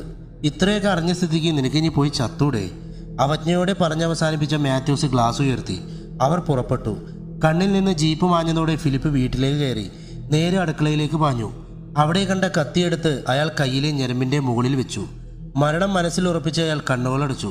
സുന്ദരമായ ചിരിയോടെ അപ്പ എന്ന് വിളിച്ചു ഓടി വരുന്ന ദാവീദിൻ്റെ മുഖം ഫിലിപ്പിൻ്റെ മനസ്സിൽ തെളിഞ്ഞതും പൊടുന്നനെ കണ്ണു തുറന്നയാൾ മനസ്സിൽ ധൈര്യം സംഭരിച്ച് കത്തി വലിച്ചെറിഞ്ഞു. ഓടിച്ചെന്ന് ഷെൽഫിൽ നിന്ന് ഒരു ഫയലെടുത്ത് ബാഗിൽ വെച്ച് പുറത്തിറങ്ങി വീട് ലോക്ക് ചെയ്ത് അന്ന് വൈകിട്ടത്തെ ഫ്ലൈറ്റിൽ തന്നെ നാട്ടിലേക്ക് പറന്നു. ഫിലിപ്പ് ഒരുപാട് വിഷമത്തോടെ ഉറക്കി അലറി. താൻ ഒരിക്കലും ഓർക്കാൻ ആഗ്രഹിക്കാത്ത ആ ദിവസത്തിൻ്റെ കൊടും ചതിയിലൂടെ തൻ്റെ മകനെ തട്ടിയെടുത്ത ആ ദിവസത്തിൻ്റെ ആ ചതിയുടെ ആഘാതത്തിലും കടുത്ത പനി കൊണ്ടുള്ള ക്ഷീണത്തിലും മുങ്ങിപ്പോയ തനിക്കിനി പ്രതികരിക്കാനുള്ള ആവതില്ലെന്ന് ഉറപ്പാക്കിയ ശേഷം തൻ്റെ ഭാര്യ അക്കാലം അത്രയും മറ്റൊരാളെ ഈ ശരീരം പങ്കിടുകയായിരുന്നെന്ന് ജാരൻ തന്നെ വെളിപ്പെടുത്തിയതും താൻ നോക്കി നിൽക്കി അവളെ അയാൾ ചുംബിച്ചതുമൊക്കെ നിസ്സഹായനായി കണ്ടു നിൽക്കേണ്ടി വന്ന ആ നശിച്ച ദിവസത്തിൻ്റെ ഓർമ്മകളിലേക്ക് മടങ്ങിപ്പോയത് ഫിലിപ്പിൻ്റെ മനസ്സിനെ അങ്ങേയറ്റം പ്രക്ഷുബ്ധമാക്കി. അയാളുടെ കണ്ണുകളിൽ പക നിറഞ്ഞു. അയാളിലുണ്ടായ മാറ്റം കണ്ട് റീത്തയും ഹെലനും നടുങ്ങി വിറച്ചു. കസാരയിൽ നിന്ന് എഴുന്നേറ്റ് ഫിലിപ്പ് ഹെലൻ്റെ അടുത്തേക്ക് ചെന്നുകൊണ്ട് ഉറച്ച ശബ്ദത്തിൽ ചോദിച്ചു, എൻ്റെ മകനെവിടെ? വീട്ടിലുണ്ട്. ഉറക്കഗുളിക പൊടിച്ചു കലക്കിയ പാല് കൊടുത്ത് ഉറക്കിയിരിക്കുക അല്ലേ? ഇല്ല, ഉറക്കഗുളികയൊന്നും കൊടുത്തിട്ടില്ല. പൊടുന്നനെ ഹെലൻ്റെ മുടിക്കുത്തിൽ കയറി പിടിച്ച ഫിലിപ്പ് ആഞ്ഞ അവളുടെ തല ഭിത്തിക്കിട്ടിച്ചു. നിലത്ത് പതിച്ച് വേദന കൊണ്ട് കുതിർന്ന അവളെ നോക്കി അയാൾ അലറി. എല്ലാ മാസവും ചൈൽഡ് സ്പോട്ട് എന്ന പേരിൽ നല്ലൊരു തുക എൻ്റെ കയ്യിൽ നിന്ന് മേടിച്ചെടുക്കാൻ വേണ്ടി മാത്രമാണ് ചതിയിലൂടെ നീ ദാവീദിനെ എന്നിൽ നിന്ന് തട്ടിയെടുത്തതെന്ന് എനിക്കറിയാമായിരുന്നു. എന്നാലും സ്വന്തം അമ്മയുടെ കൂടെയല്ലേ അവൻ. എൻ്റെ കേസ് തള്ളിക്കളഞ്ഞപ്പോൾ മുതൽ എന്നെ തന്നെ പാടുപെട്ട് വിശ്വസിപ്പിച്ച് അങ്ങനെ സ്വയം ആശ്വസിച്ച് മുന്നോട്ട് പോയിക്കൊണ്ടിരിക്കുന്ന ഞാൻ ഇന്ന് നിങ്ങളുടെയൊക്കെ ചാറ്റ് കണ്ടപ്പോഴാണ് എത്ര ക്രൂരമായിട്ടാണ് എൻ്റെ പൊന്നുമോനെ നീ വളർത്തിക്കൊണ്ടിരിക്കുന്നതെന്ന് ശരിക്കും മനസ്സിലായത്. ഒന്നും പറയാനാവാതെ മുഖം നിലത്തോട് പറ്റിച്ചേർന്ന് ഹെലൻ വേദന കടിച്ചമർത്തി കിടക്കുകയാണ്. അവളുടെ കൈവിരലുകൾ വിറയ്ക്കുന്നുണ്ട്. നെറ്റിയിലെ മുറിവിൽ നിന്ന് വാർന്നൊഴുകുന്ന രക്തം മുഖത്തിലൂടെ നിലത്തേക്ക് പടർന്നിട്ടുണ്ട്. ഇതെല്ലാം പകയോടെ അല്പസമയം നോക്കി നിന്ന ഫിലിപ്പ് പൊടുന്നനെ റീത്തയിലേക്ക് തിരിഞ്ഞു. അടങ്ങാത്ത പ്രതികാരദാഹം നിറഞ്ഞ അയാളുടെ കണ്ണുകൾ അവളെ അങ്ങേയറ്റം ഭയചകിതയാക്കി. മെല്ലെ അവളുടെ നേർക്ക് നടന്നെടുത്ത ഫിലിപ്പ് അവളുടെ കഴുത്തിൽ നിന്ന് കൊന്തമാല ബലമായി ഊരിയെടുത്തു. അതെടുക്കരുത്, പൊട്ടിക്കരഞ്ഞുകൊണ്ട് റീത്ത അപേക്ഷിച്ചു. ഈ വിശുദ്ധമായ മാല കഴുത്തിലിട്ട് തന്നെയല്ലേ നീ ഇത്രയും കാലം സകല നിർവേടുകളും ദുഷ്പ്രവൃത്തികളും ചെയ്തുകൊണ്ടിരുന്നത്? ഈ മാല നിനക്ക് എന്തും ചെയ്യുവാനുള്ളൊരു മറ മാത്രമായിരുന്നു. മോനെ അങ്ങനെയൊന്നും പറയല്ലേ. എൻ്റെ ദൈവത്തിനറിയാം എന്നെ. മറ്റാരും എന്നെ മനസ്സിലാക്കിയില്ലെങ്കിലും കരഞ്ഞുകൊണ്ട് കൈകൂപ്പി റീത്ത അപേക്ഷിച്ചതും അങ്ങേയറ്റം ദേഷ്യത്തോടെ ഫിലിപ്പ് റീത്തയുടെ കരണത്ത് ആഞ്ഞടിച്ചു. ക്ഷണനേരം കൊണ്ട് നിലത്ത് പതിച്ച അവളുടെ മുഖത്തിന് നേരെ മാത്യൂസിൻ്റെ ഫോൺ നീട്ടിപ്പിടിച്ചുകൊണ്ട് ഫിലിപ്പ് റീത്തയുടെ ഒരു വോയിസ് ക്ലിപ്പ് പ്ലേ ചെയ്തു.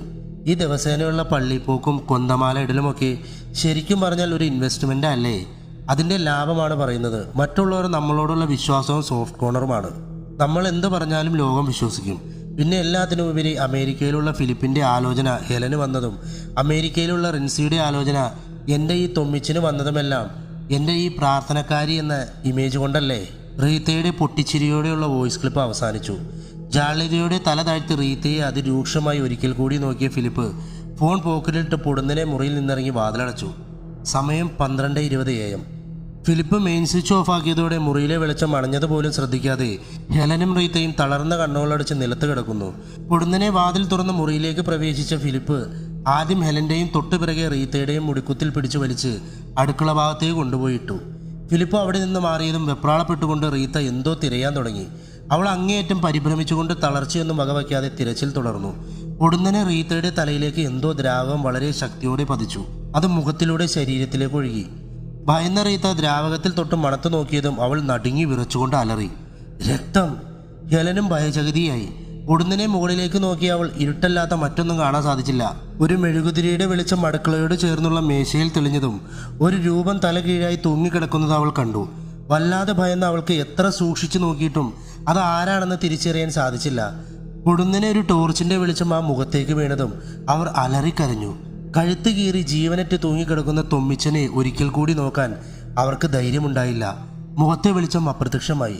ദുഷ്പ്രവൃത്തിക്കുള്ള ശിക്ഷ വിധി തൽക്ഷണം നടക്കായക കൊണ്ട് മനുഷ്യൻ ദോഷം ചെയ്യുവാൻ ധൈര്യപ്പെടുന്നു.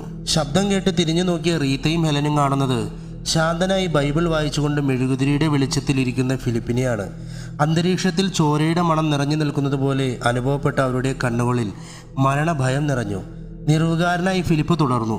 ദുഷ്ടനെ നീതീകരിക്കുന്നവനെയും നീതിമാനെ കുറ്റം വിധിക്കുന്നവനെയും ദൈവത്തിന് വെറുപ്പ്. ദുഷ്ടന് കഷ്ടം, അവന് ദോഷം വരും. അവൻ്റെ പ്രവൃത്തികളുടെ ഫലം അവൻ അനുഭവിക്കും. ടോർച്ച് ഓണാക്കി കറിയാച്ചൻ്റെ മുഖത്തിന് നേരെ ഫിലിപ്പ് പിടിച്ചതും അത് ശ്രദ്ധിച്ച ഹെലൻ എഴുന്നേറ്റ് ഓടിവന്ന് ഡാഡി എന്ന് വിളിച്ചുകൊണ്ട് താടിയിൽ കുലുക്കി. വെപ്രാളപ്പെട്ടുകൊണ്ട് അവൾ കറിയാച്ചൻ്റെ നെഞ്ചിലേക്ക് ചെവി ചേർത്ത് നോക്കി. മരിച്ചുവെന്ന് ഉറപ്പായപ്പോൾ അവളുടെ കണ്ണുകൾ നിറഞ്ഞൊഴുകി. ടോർച്ച് ഓഫാക്കിയതും നിറ കണ്ണുകളോടെ ഓടിവന്ന ഹെലൻ ഫിലിപ്പിൻ്റെ കാലിൽ വീണ് കരഞ്ഞു പറഞ്ഞു, ഞാൻ ജീവനിലധികം സ്നേഹിച്ച എൻ്റെ ചാച്ചനെയും തൊമ്മിച്ചിനെയും ഇച്ചായും കൊന്നുകഴിഞ്ഞു. ഇതിൽ കൂടുതൽ എന്ത് ശിക്ഷയാണ് എനിക്ക് തരാനുള്ളത്? മരണം ഇനി എന്നെ സംബന്ധിച്ചിടത്തോളം ശിക്ഷയല്ല, രക്ഷയാണ്. അതുകൊണ്ട് എന്നെ ശിക്ഷിക്കണോ രക്ഷിക്കണോ എന്ന് ഇച്ഛായനെ തീരുമാനിക്കാം. സഹതാപത്തോടെ ഫിലിപ്പ് ഹെലൻ്റെ തോളിൽ പിടിച്ച് എഴുന്നേൽപ്പിച്ചുകൊണ്ട് കസാരയിൽ നിന്ന് എഴുന്നേറ്റു. നീ കറിയാച്ചനെയും തൊമ്മിച്ചനെയും ഇത്രയധികം സ്നേഹിക്കുന്നുണ്ടെന്ന് ഞാൻ മനസ്സിലാക്കിയില്ല, ഫിലിപ്പ് അവളോട് പറഞ്ഞു. അവൾ ഫിലിപ്പിനെ കെട്ടിപ്പിടിച്ച് കരഞ്ഞതും ഫിലിപ്പ് അവളെ കസാരയിലിരുത്തി കറിയാച്ചൻ്റെ അടുത്ത് വന്നിരുന്നു. ഹെലൻ നിറകണ്ണുകളോടെ ഫിലിപ്പിനെ നോക്കിയിട്ട് കണ്ണടച്ച് തല ഉയർത്തി കസാരയിലേക്ക് ചാരിയിരുന്നു. ഡാഡി സർവൈവ് ചെയ്യാൻ സാധ്യത വളരെ കുറവാ. തൻ്റെ ശബ്ദം കേട്ട ഹെലൻ കണ്ണു തുറന്ന അതിശയത്തോടെ ശബ്ദം വന്ന ഭാഗത്തേക്ക് നോക്കിയതും കറിയാച്ചൻ്റെ നെഞ്ചിൽ വച്ചിരിക്കുന്ന തൻ്റെ ഫോണിൽ നിന്നുമാണ് വോയിസ് ക്ലിപ്പ് പ്ലേ ആവുന്നതെന്ന് മനസ്സിലാക്കിയതും അവളുടെ മുഖത്ത് വല്ലാത്ത പരിഭ്രമം നിറഞ്ഞു. അവൾ ശ്രദ്ധിച്ചു, ഇത് 3ാമത്തെ അറ്റാക്കാ. എനിക്ക് സ്ത്രീധനമായി 5 ലക്ഷം ഉലുവ തന്നപ്പോൾ ഞാൻ പുള്ളിയോട് ഉടക്കിയിരുന്നു. അപ്പോൾ എന്നോട് പറഞ്ഞിരുന്നത് പുള്ളിയുടെ ഏതോ ഒരു അക്കൗണ്ടിലെ 45 ലക്ഷം രൂപ ബാലൻസ് ഉണ്ടെന്നും ആ അക്കൗണ്ടിൻ്റെ നോമിനി ഞാനുമാണെന്നുമാ. പുള്ളി ഒന്ന് തട്ടിപ്പോയിരുന്നേൽ അത്രയും പൈസ ഒരുമിച്ച് കയ്യിൽ വന്നേനെ. ആ തെണ്ടി തൊമ്മിച്ചൻ ഇതിൻ്റെ ഷെയർ ചോദിച്ച് വരാതിരുന്നാൽ മതിയായിരുന്നു. തൻ്റെ വോയിസ് ക്ലിപ്പ് കേട്ട് ഇളഭ്യായി ഹെലൻ തല താഴ്ത്തിയിരുന്നതും പൊടുന്നനെ TV ഓണായി. പെട്ടെന്ന് ഹെലൻ എഴുന്നേറ്റ് ലൈറ്റിൻ്റെ സ്വിച്ചിൽ അമർത്തിയെങ്കിലും ലൈറ്റ് തെളിഞ്ഞില്ല. കസാരയിലിരിക്കാൻ ഹെലൻ തിരിഞ്ഞതും ചെറുചിരിയോടെ മുന്നിൽ നിൽക്കുന്ന ഫിലിപ്പിനെ കണ്ടതും അവൾ നടുങ്ങിയെങ്കിലും അത് പുറത്തു കാണാതിരിക്കാൻ പരമാവധി ശ്രമിച്ചുകൊണ്ട് പാടുപെട്ട് ചിരിച്ചു. ഞാൻ നിന്നെ രക്ഷിക്കാൻ പോവാ, ഇരു കൈകളും പിറകോട്ട് വെച്ച് നിൽക്കുന്ന ഫിലിപ്പ് ശാന്തമായി പറഞ്ഞു. എനിക്കറിയാമായിരുന്നു ഇച്ഛായൻ എന്നോട് ക്ഷമിക്കാതിരിക്കാൻ കഴിയില്ലെന്ന്. നിറകണ്ണുകളോടെ നിറഞ്ഞ സന്തോഷത്തോടെ അവൾ പറഞ്ഞു. ഉടനെ ഫിലിപ്പിന്റെ കണ്ണുകളിൽ പക നിറഞ്ഞു. അടുത്ത ക്ഷണത്തിൽ അയാൾ ഹെലന്റെ കഴുത്തിൽ കയറി പിടിച്ചുകൊണ്ട് ആഞ്ഞവളുടെ തല ഭിത്തിയിൽ ഇടിപ്പിച്ചു. തലമുറിഞ്ഞ് ചോര ഭിത്തിയിൽ പടർന്നതും അബോധാവസ്ഥയിലേക്ക് വീണുകൊണ്ടിരിക്കുന്ന അവളെ വലിച്ചു നിലത്തിട്ട് വേദന കൊണ്ട് പിടയുമ്പോഴും അവൾ ജീവന് വേണ്ടി യാചിക്കുന്നുണ്ടായിരുന്നു. ഇനി നിന്റെ കണ്ണീരിൽ ഞാൻ വീണു പോവില്ല. ഹെലന്റെ ഇരു കൈകളിലും ചവിട്ടി നിന്നുകൊണ്ട് അലറി ഫിലിപ്പ് കയ്യിലിരുന്ന ഡ്രിൽ ഓണാക്കി. ഇവൾക്ക് 17 വയസ്സുള്ളപ്പോൾ തുടങ്ങിയതാ ഞങ്ങൾ തമ്മിലുള്ള ഇടപാട്. ഇവളെ ഗ്രീൻ കാർഡ് ഹോൾഡറായി അമേരിക്കയിൽ എത്തിക്കാനുള്ള ഒരു ഏണി മാത്രമായിരുന്നു നീ. മാത്യൂസിൻ്റെ ആ വാക്കുകൾ ഫിലിപ്പിൻ്റെ മനസ്സിലേക്ക് ആഴങ്ങളിൽ ഒരിക്കൽ കൂടി പതിച്ചു. ഹെലൻ്റെ ജീവന് വേണ്ടിയുള്ള യാചനകൾ ഫിലിപ്പിൻ്റെ ഉള്ളിലെ പകയുടെ തീ ആളിക്കത്തിച്ചതല്ലാതെ ഒരു തരിമ്പ് പോലും സഹതാപം ഫിലിപ്പിന് അവളോടുണ്ടായില്ല. കോപത്തോടെ അയാൾ അലറി. നിന്റെ മമ്മി പറഞ്ഞതനുസരിച്ച് ബുദ്ധിപൂർവ്വം നീ എൻ്റെ ചാച്ചൻ്റെയും ചേച്ചിയുടെയും മറ്റു കുടുംബക്കാരുടെയും എൻ്റെ സുഹൃത്തുക്കളുടെയും എല്ലാം വീടുകളിൽ പോയി പൊട്ടിക്കരഞ്ഞ് കള്ളക്കഥകൾ പറഞ്ഞ് സഹതാപം പിടിച്ചുപറ്റി അവരെ നിന്റെ വശത്താക്കി. അങ്ങനെ നിങ്ങൾ കണക്ക് കൂട്ടിയതുപോലെ തന്നെ എല്ലാവരും എൻ്റെ വാക്കുകൾ പോലും ചെവി തരാതെ അർപ്പോടെയും പരിഹാസത്തോടെയും എന്നെ മാറ്റി നിർത്തി.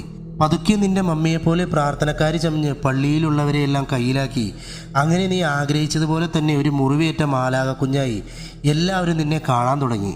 പക്ഷേ കാമത്തോടൊപ്പം പണത്തിനോടും അത്യാർത്ഥിയുള്ള കൊടും വഞ്ചകിയായി ഈ മാലാക കുഞ്ഞിനെ ഞാൻ പറഞ്ഞു വിടാൻ പോവാ. സ്വർഗത്തിലേക്കല്ല, നരകത്തിലേക്ക്.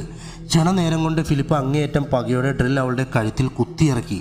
കട്ടച്ചോര ഫിലിപ്പിന്റെ മുഖത്ത് തെറിച്ചിട്ടും പ്രതികാരത്തോടെയുള്ള ആ ദേഷ്യത്തിന് ഒരംശം പോലും അയവ് വരാതെ അയാൾ കഴുത്തു തുരന്ന് ഡ്രിൽ ബീറ്റ് മറുവശത്ത് എത്തിച്ചു.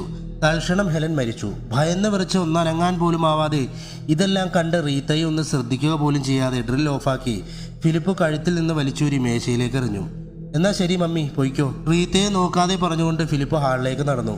വല്ലാത്തൊരാശ്വാസം തോന്നിയ റീത്ത നഷ്ടപ്പെട്ടുവെന്ന് ഉറപ്പിച്ച ജീവൻ തിരിച്ചു കിട്ടിയതിൻ്റെ ആവേശത്തിൽ ജീവനറ്റ് കിടക്കുന്ന കറിയാച്ചനെയും ഹെലനെയും തൊമ്മിച്ചനെയും ഒന്ന് നോക്കാൻ പോലും മറന്ന് തിടുക്കത്തിൽ പ്രധാന വാതിലിൻ്റെ അടുത്തേക്ക് നടന്നു.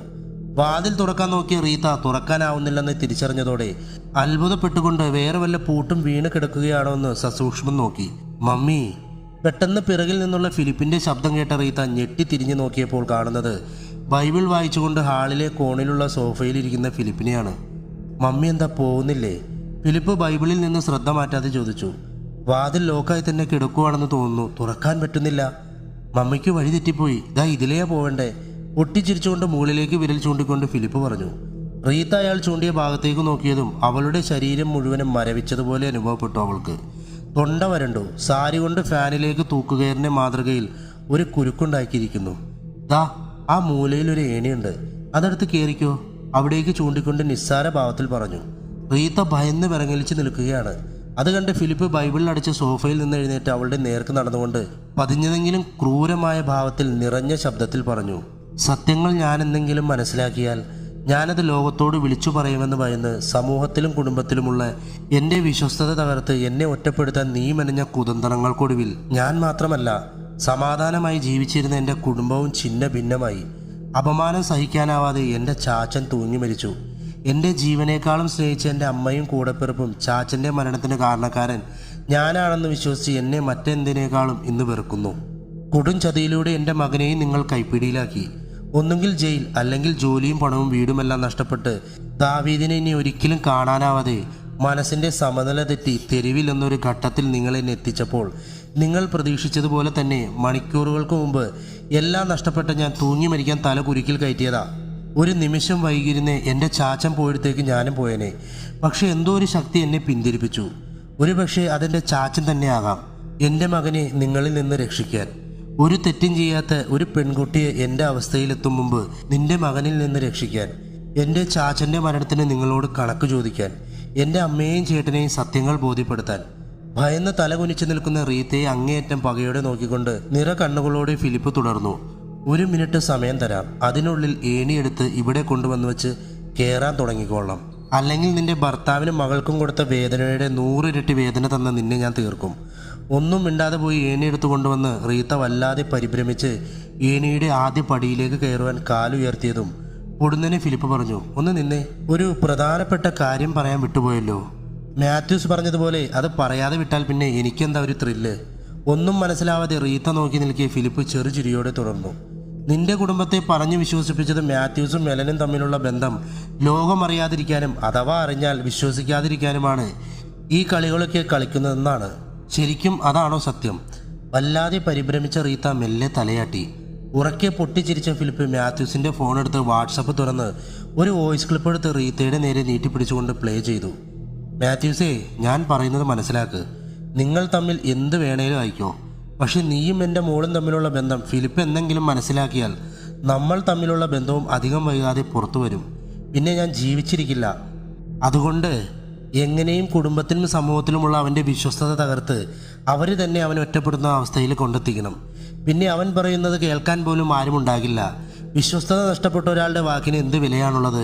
അതിനെന്തെല്ലാം ചെയ്യണമെന്ന് ഞാൻ വഴിയെ അറിയിക്കാം. തൻ്റെ ശബ്ദം തിരിച്ചറിഞ്ഞ റീത്തയുടെ കണ്ണുകളിൽ പരിഭ്രാന്തി നിറഞ്ഞു. എന്നാ ഇനി കയറിക്കോ, ഉറച്ച ശബ്ദത്തിൽ ഫിലിപ്പ് പറഞ്ഞതും റീത്ത കയറാൻ തുടങ്ങി. ഏണിയുടെ ഏറ്റവും മുകളിലെ പടികളിലേക്ക് കയറി നിന്നതും അവൾ കുരുക്കിലേക്ക് തല കയറ്റി നിറ കണ്ണുകളോടെ ഭയചകിതിയായി നിന്നു. ലേഹ്യ പുസ്തകം 20-ാം അധ്യായം 14-ാം വാക്യം. ഒരു പുരുഷൻ ഒരു സ്ത്രീയെയും അവളുടെ അമ്മയെയും പരിഗ്രഹിച്ചാൽ അത് ദുഷ്കർമ്മം. നിങ്ങളുടെ ഇടയിൽ ദുഷ്കർമ്മം ഇല്ലാതാക്കേണ്ടതിന് അവനും അവരും മരണശിക്ഷ അനുഭവിക്കണം. കണ്ണുകളടച്ച് ഉറക്കി അലറി വിളിച്ചുകൊണ്ട് ഫിലിപ്പ് പ്രതികാരാജ്ഞയോടെ സർവ്വശക്തിയുമെടുത്ത് ഏണിയിൽ ആഞ്ഞു ചവിട്ടി. ഏണി തെന്നിമാറിയതും ക്ഷണനേരം കൊണ്ട് റീത്ത കുരുക്കിൽ തൂങ്ങി. ജീവൻ ശരീരത്തിൽ നിന്ന് വിട്ടുപോകുന്ന വെപ്രാളത്തിൽ അവൾ കാലുകൾ ആയത്തിൽ ചലിപ്പിച്ചു. പ്രാണവേദനയാൽ വല്ലാതെ കുതിറി. ഒടുവിൽ കാലുകൾ നിശ്ചലമായി. റീത്ത മരണമടഞ്ഞു. പൈശാചികമായത് നോക്കി നിന്ന ഫിലിപ്പിൻ്റെ മനസ്സിലേക്ക് പെട്ടെന്ന് തൂങ്ങിയാടുന്ന ചാച്ചൻ്റെ മുഖം കടന്നു വന്നു. ഫിലിപ്പിൻ്റെ കണ്ണുകൾ നിറഞ്ഞൊഴുകി. അങ്ങേയറ്റം വികാരധീനനായി മാറിയ അയാൾ അല്പസമയം ഭിത്തിയിലേക്ക് ചാരി കണ്ണുകൾ അടച്ചിരുന്നു. പൊടുന്നനെ എന്തോ മനസ്സിൽ വന്ന പോലെ കണ്ണു തുറന്ന് ഫിലിപ്പ് ചാടി എഴുന്നേറ്റ് നേരെ ഹെലൻ്റെ അടുത്തേക്ക് പോയി. അവളുടെ ബാഗ് തുറന്ന് അവൾ താമസിക്കുന്ന വാടക വീടിൻ്റെ താക്കോലെടുത്തു. എന്നിട്ട് തൻ്റെ ഫോണെടുത്ത് പിറ്റേ ദിവസം ഉച്ചയ്ക്ക് 12 മണിക്കുള്ള ഫ്ലൈറ്റിൽ നാട്ടിലേക്ക് 2 ടിക്കറ്റ് ബുക്ക് ചെയ്തു. ഉടനെ തന്നെ കുളിച്ച് വസ്ത്രം മാറി വന്ന ഫിലിപ്പ് ഷെൽഫിൽ നിന്ന് ഒരു CD എടുത്ത് ലാപ്ടോപ്പിൽ ഇൻസെർട്ട് ചെയ്തു. ഫോണും ലാപ്ടോപ്പിലേക്ക് ബ്ലൂടൂത്ത് വഴി കണക്ട് ചെയ്ത് ഹെലൻ്റെയും റീത്തയുടെയും റെക്കോർഡിംഗ് CD-യിലേക്ക് ട്രാൻസ്ഫർ ചെയ്തു. CD പുറത്തെടുത്ത് ഒരു കവറിലിട്ട് തൻ്റെ ഷോൾഡർ ബാഗിൽ വെച്ചു. ഹെലൻ്റെ വീടിൻ്റെ അഡ്രസ്സ് എടുക്കാനായി അവളുടെ ഫോൺ മാത്രം പോക്കറ്റിൽ വെച്ച് തൻ്റെയും മാത്യൂസിൻ്റെയും ഫോണുകൾ ബാഗിൽ വെച്ചടച്ച ഫിലിപ്പ് സമയം കളയാതെ ബാഗുമെടുത്ത് പുറത്തിറങ്ങി വീട് ലോക്ക് ചെയ്ത് കാറിൽ ഹെലൻ്റെ വീട്ടിലേക്ക് പാഞ്ഞു. ഹെലൻ്റെ വീട്ടിലെത്തിയ ഫിലിപ്പ് പ്രധാന വാതിൽ തുറന്ന് അകത്ത് കയറിയതും ഓരോ മുറികൾ കയറി ഇറങ്ങി തിരയാൻ തുടങ്ങി. ഒടുവിൽ മുകളിൽ ഒരു മുറിയിൽ പുറത്തുനിന്ന് ലോക്ക് ചെയ്ത് വച്ചിരിക്കുന്നത് ശ്രദ്ധിച്ച അയാൾ തൻ്റെ കയ്യിലുള്ള താക്കോൽ കൂട്ടത്തിൽ ആ മുറിയുടെ താക്കോൽ ഉണ്ടോ എന്നറിയാൻ ഓരോന്നെടുത്ത് തുറക്കാൻ ശ്രമിച്ചു. 4-ാമത്തെ താക്കോൽ ഉള്ളിൽ കയറ്റി തിരിച്ചതും വാതിൽ തുറന്നു. ആകാംക്ഷയോടെ ആ മുറിയിലേക്ക് പ്രവേശിച്ച ഫിലിപ്പ് മൊബൈൽ ടോർച്ച് ഓണാക്കി ആ മുറിയിൽ ലൈറ്റിൻ്റെ സ്വിച്ച് കണ്ടെത്തി ഓണാക്കി. മുറിയിൽ വെളിച്ചം നിറഞ്ഞതും അവിടെ കണ്ട കാഴ്ച ഫിലിപ്പിനെ അങ്ങേയറ്റം തകർത്ത് കളഞ്ഞു. മുഖത്തും കൈകാലുകളിലുമെല്ലാം മുറിവുകളുമായി ദാവീദ് ഉറങ്ങുന്നു. നിറ കണ്ണുകളോടെ ഫിലിപ്പ് ദാവീദിൻ്റെ അടുത്തേക്ക് നടന്നു. അവൻ്റെ നെറ്റിയിൽ അമർത്തിയൊരു ഉമ്മ കൊടുത്തു. ഒരല്പസമയം ദാവീദിൻ്റെ ദുരാവസ്ഥ അങ്ങേയറ്റം വേദനയോടെയും അമർഷത്തോടെയും ഫിലിപ്പ് നോക്കിയിരുന്നു. വല്ലാതെ മെലിഞ്ഞിരിക്കുന്ന അവൻ്റെ ചുണ്ടിൽ ഭക്ഷണത്തിൻ്റെ അവശിഷ്ടം ബാക്കിയിരിപ്പുണ്ട്. അവനിട്ടിരിക്കുന്ന നിക്കറും ബനിയനുമൊക്കെ വല്ലാതെ മുഷിഞ്ഞിരിക്കുന്നു. അസഹനീയമായ മണം അനുഭവപ്പെട്ടതും സംശയം തോന്നിയ ഫിലിപ്പ് ദാവീദിൻ്റെ പുതപ്പ് മണത്തു നോക്കിയതും രൂക്ഷമായ ഗന്ധം മൂക്കിലേക്ക് തുളച്ചു കയറി. അങ്ങേയറ്റം രോഷത്തോടെ പുതപ്പ് വലിച്ചു മാറ്റിയതും ഒരു പാറ്റ ദാവീദിന്റെ ശരീരത്തിൽ നിന്നും ഇറങ്ങി തലയണയുടെ അടിയിലേക്ക് ഒളിച്ചു. അറപ്പോടെ ചുറ്റിലും നോക്കിയ ഫിലിപ്പ് അങ്ങേയറ്റം വൃത്തിഹീനമായ തറയിൽ വണ്ണമുള്ള ഒരു വടി ശ്രദ്ധിച്ചു. ആ വടി കൊണ്ടുള്ള മർദ്ദനം കൊണ്ടാണ് ദാവീദിന്റെ ശരീരത്തിന് മുറിവുകൾ ഉണ്ടായതെന്ന് മനസ്സിലാക്കി. ഈ മുറിവുകൾ കണ്ടാൽ താൻ പ്രശ്നമുണ്ടാക്കുമെന്നും ചൈൽഡ് അബ്യൂസിനെ അവരെ അറസ്റ്റിലാക്കുകയും ചെയ്യുമെന്നും ഉറപ്പുള്ളത് കൊണ്ടാണ് അവർ ദാവീദിനെ തന്നെ കാണിക്കില്ല എന്ന വാശി പിടിച്ചത്.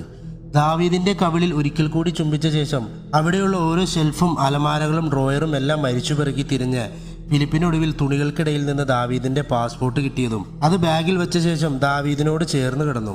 സമയം 4:30 കഴിഞ്ഞിരിക്കുന്നു. മെല്ലെ അയാൾ ഉറക്കത്തിലേക്ക് വഴുതി വീണു. രാവിലെ ഉണക്കമുറന്ന് ദാവീദ് അടുത്ത് കിടന്ന ഫിലിപ്പിനെ കണ്ട് കുസൃതി ചിരിയോടെ അയാളുടെ താടിയിൽ പിടിച്ചു കുലുക്കി ആവേശത്തോടെ അപ്പ എന്ന് വിളിച്ചു. വല്ലാതെ ക്ഷീണമുണ്ടായിരുന്നത് കൊണ്ട് തന്നെ ഫിലിപ്പ് നല്ല ഉറക്കത്തിലായിരുന്നു. ദാവീദ് ഒട്ടും വിട്ടുകൊടുത്തില്ല. താടിയിൽ പിടിച്ചുള്ള കുലുക്കത്തിന്റെ ശക്തി കൂടി. ഒടുവിൽ കണ്ണു തുറന്ന ഫിലിപ്പ് ദാവീദിനെ കണ്ടതും അങ്ങേയറ്റം സന്തോഷത്തോടെ അവനെ വാരിപ്പുണർന്നു. അവന്റെ കവിളിൽ ചുംബനങ്ങൾ കൊണ്ട് പൊതിഞ്ഞു. കുറച്ചു സമയം കഴിഞ്ഞപ്പോൾ കട്ടിലിൽ നിന്ന് എഴുന്നേറ്റ് ദാവീദിനെ തോളിലിരുത്തി ഫിലിപ്പ് ബാത്റൂമിലേക്ക് കയറി. യാതൊരു വൃത്തവുമില്ലാത്ത ഡബ്ബും വാഷ് ബേസിനും ക്ലോസറ്റുമൊക്കെ കണ്ട് അയാൾക്ക് വല്ലാത്ത അറപ്പ് തോന്നിയെങ്കിലും സമയക്കുറവ് മൂലം മറ്റൊരു മാർഗവുമില്ലാതെ ദാവീദിനെ ഡബ്ബിൽ നിർത്തി ബാത്റൂമിലെ ഷെൽഫിൽ നിന്ന് ഒരു തോർത്തെടുത്ത് കർട്ടൻ റേയിലിട്ടുകൊണ്ട് വാഷ് ബേസിനിൻ്റെ അടുത്തിരുന്ന പേസ്റ്റും ബ്രഷും എടുത്ത് നല്ലതുപോലെ അവനെ പല്ല് തേപ്പിച്ചു. നിനക്ക് പൂപ്പ് ഇടാൻ മുട്ടുന്നുണ്ടോ? അവൻ ചിരിച്ചുകൊണ്ട് ഇല്ലെന്നുള്ള അർത്ഥത്തിൽ തലയാട്ടിയതും അവൻ്റെ ഡ്രസ്സൊക്കെ ഊരിമാറ്റി ഷവർ ഓണാക്കി നല്ലതുപോലെ സോപ്പ് തേച്ച് കുളിപ്പിച്ച് ദാവീദ് നന്നായി ആസ്വദിക്കുന്നുണ്ടായിരുന്നു. കുസൃതി ചിരിയോടെ അവൻ ഫിലിപ്പിൻ്റെ മുഖത്തേക്ക് വെള്ളം തട്ടിത്തെറിപ്പിച്ചു. ഒരുപാട് നാളിന് ശേഷം അവൻ്റെ അപ്പയെ കിട്ടിയതിൻ്റെ സന്തോഷം. കുളി കഴിഞ്ഞതും മുറിവുകളൊന്നും കാണാതിരിക്കാൻ ഹുഡിയും പാൻസും ഷൂസും ഒക്കെ ഇടിച്ച് അധികം വൈകാതെ തന്നെ അവർ എയർപോർട്ടിലേക്ക് പുറപ്പെട്ടു. എയർപോർട്ടിലെത്തിയതും വല്ലാത്ത പരിഭ്രമം ഫിലിപ്പിനെ പിടികൂടി. കൊലപാതകങ്ങളെക്കുറിച്ച് എന്തെങ്കിലും വിവരം കിട്ടിയിട്ടുണ്ടെങ്കിൽ സെക്യൂരിറ്റി ഓഫീസർ പാസ്പോർട്ട് സ്കാൻ ചെയ്യുമ്പോൾ തന്നെ താൻ അറസ്റ്റിലാകും. തൻ്റെ മകൻ ഒറ്റയ്ക്കാകും. ഭീതിജനകമായ ചിന്തകൾ അയാളെ വേട്ടയാടി തുടങ്ങി. ബോർഡിംഗ് പാസ് കിട്ടിയതോടെ ഫിലിപ്പ് ദാവീദിനെയും എടുത്ത് സെക്യൂരിറ്റി ചെക്കപ്പ് ലൈനിൽ കയറി നിന്നു. ഭയത്താൽ അയാളുടെ ഹൃദയമിടിപ്പിൻ്റെ വേഗത കുതിച്ചുയർന്നു. ഉള്ളിലെ ഭയം മറച്ചു പിടിക്കാൻ അയാൾ പരമാവധി ശ്രമിക്കുന്നുണ്ട്. ഒന്നും അറിയാതെ ദാവീദ് അങ്ങേയറ്റം സന്തോഷത്തോടെ ചിരിച്ചു കളിച്ചിരിക്കുകയാണ്. ആ ചിരി വൈകാതെ പൊട്ടിക്കരച്ചിലായി മാറുമോ? ഫിലിപ്പിന്റെ കണ്ണുകൾ നിറഞ്ഞു. ദാവീദിനെ ചേർത്ത് പിടിച്ച് കവിളിൽ അമർത്തിയൊരു ഉമ്മ കൊടുത്തു.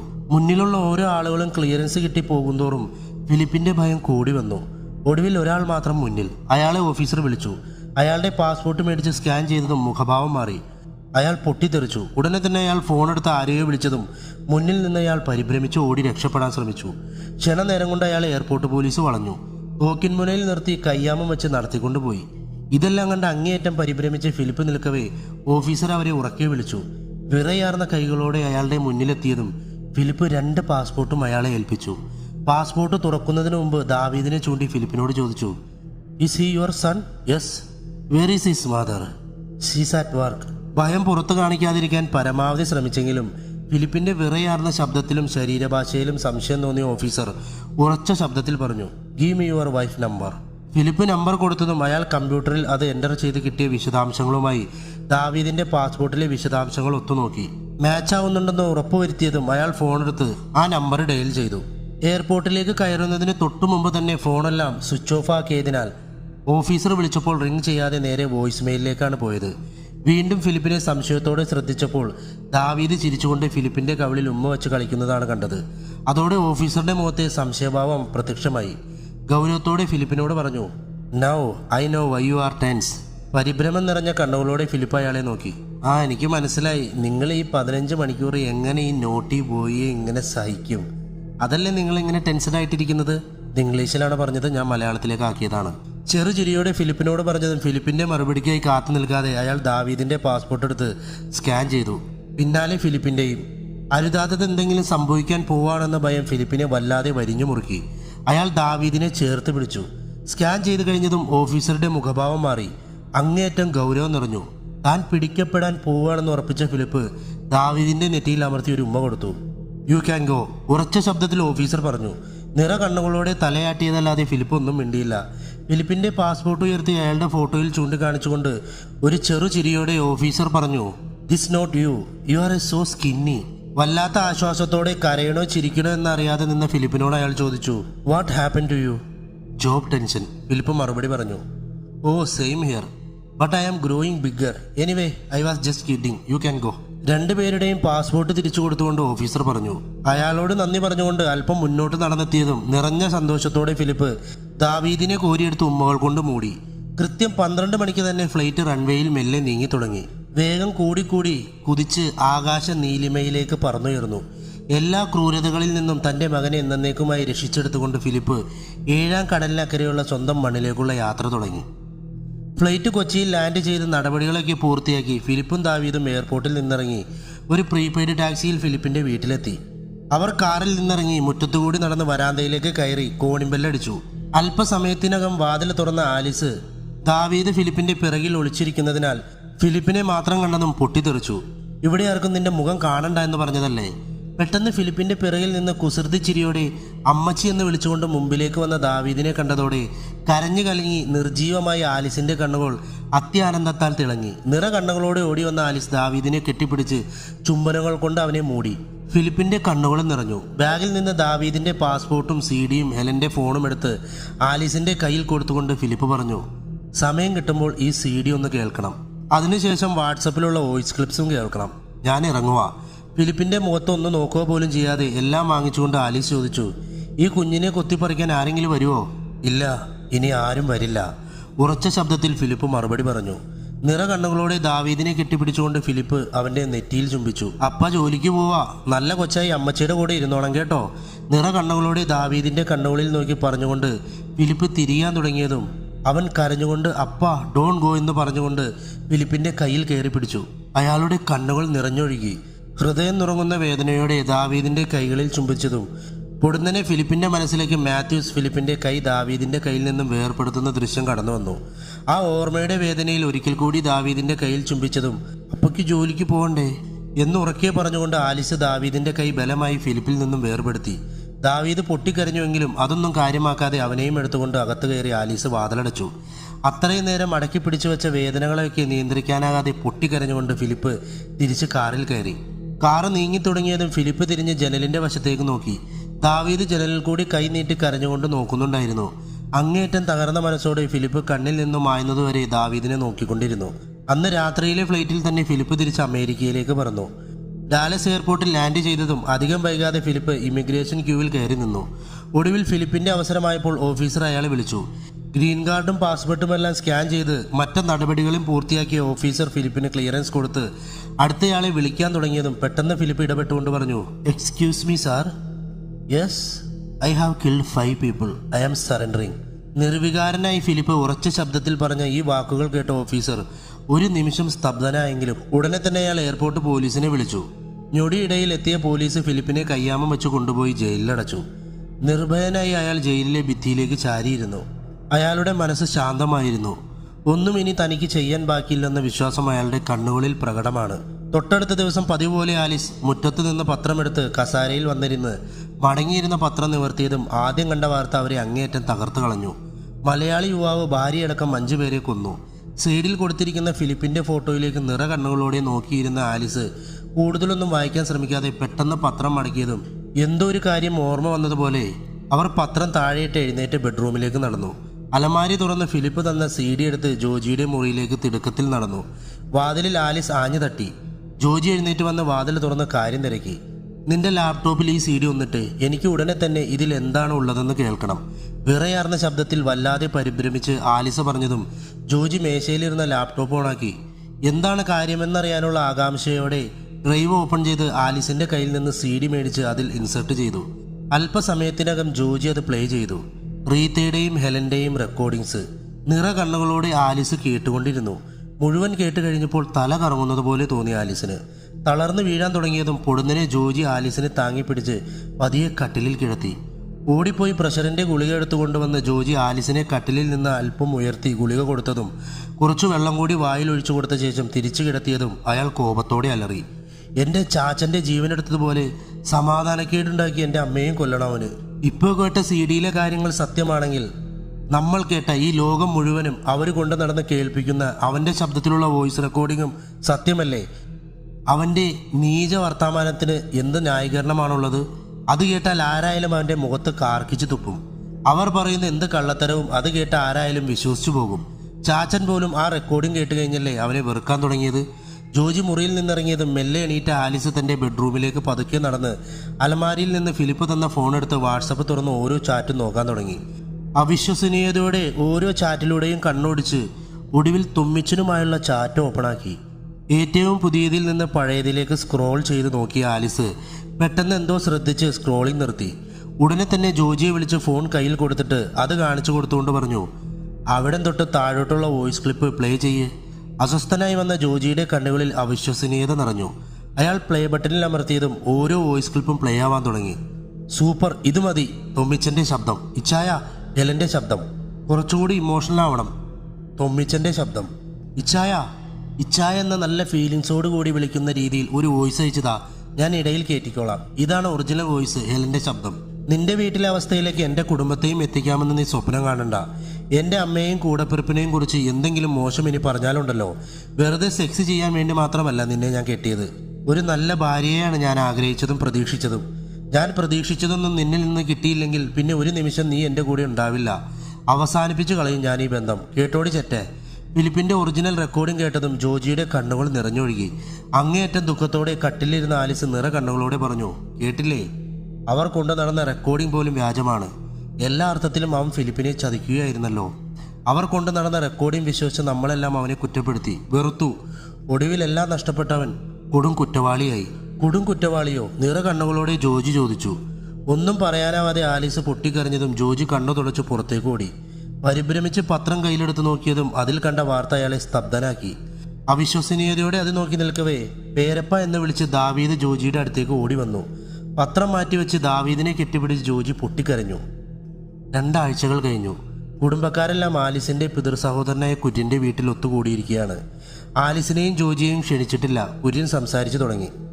ഈ കരയിലെ തന്നെ ഏറ്റവും പ്രൗഢിയോടെ തല ഉയർത്തി നിന്ന് നമ്മുടെ കുടുംബത്തെ ഇന്ന് ഈ അവസ്ഥയിൽ എത്തിച്ച ആലിസിൻ്റെ മകൻ്റെ വോയിസ് റെക്കോർഡിങ്ങിൻ്റെ കാര്യം പറഞ്ഞ് ആലിസ് എന്നെ ഉൾപ്പെടെ നമ്മളിൽ പലരെയും വിളിച്ചതും അറിയിക്കുന്ന അവജ്ഞയോടെ തന്നെ നമ്മളെല്ലാം അതിനെ അവഗണിച്ചതും നമുക്കെല്ലാം അറിയുള്ള കാര്യമാണ്.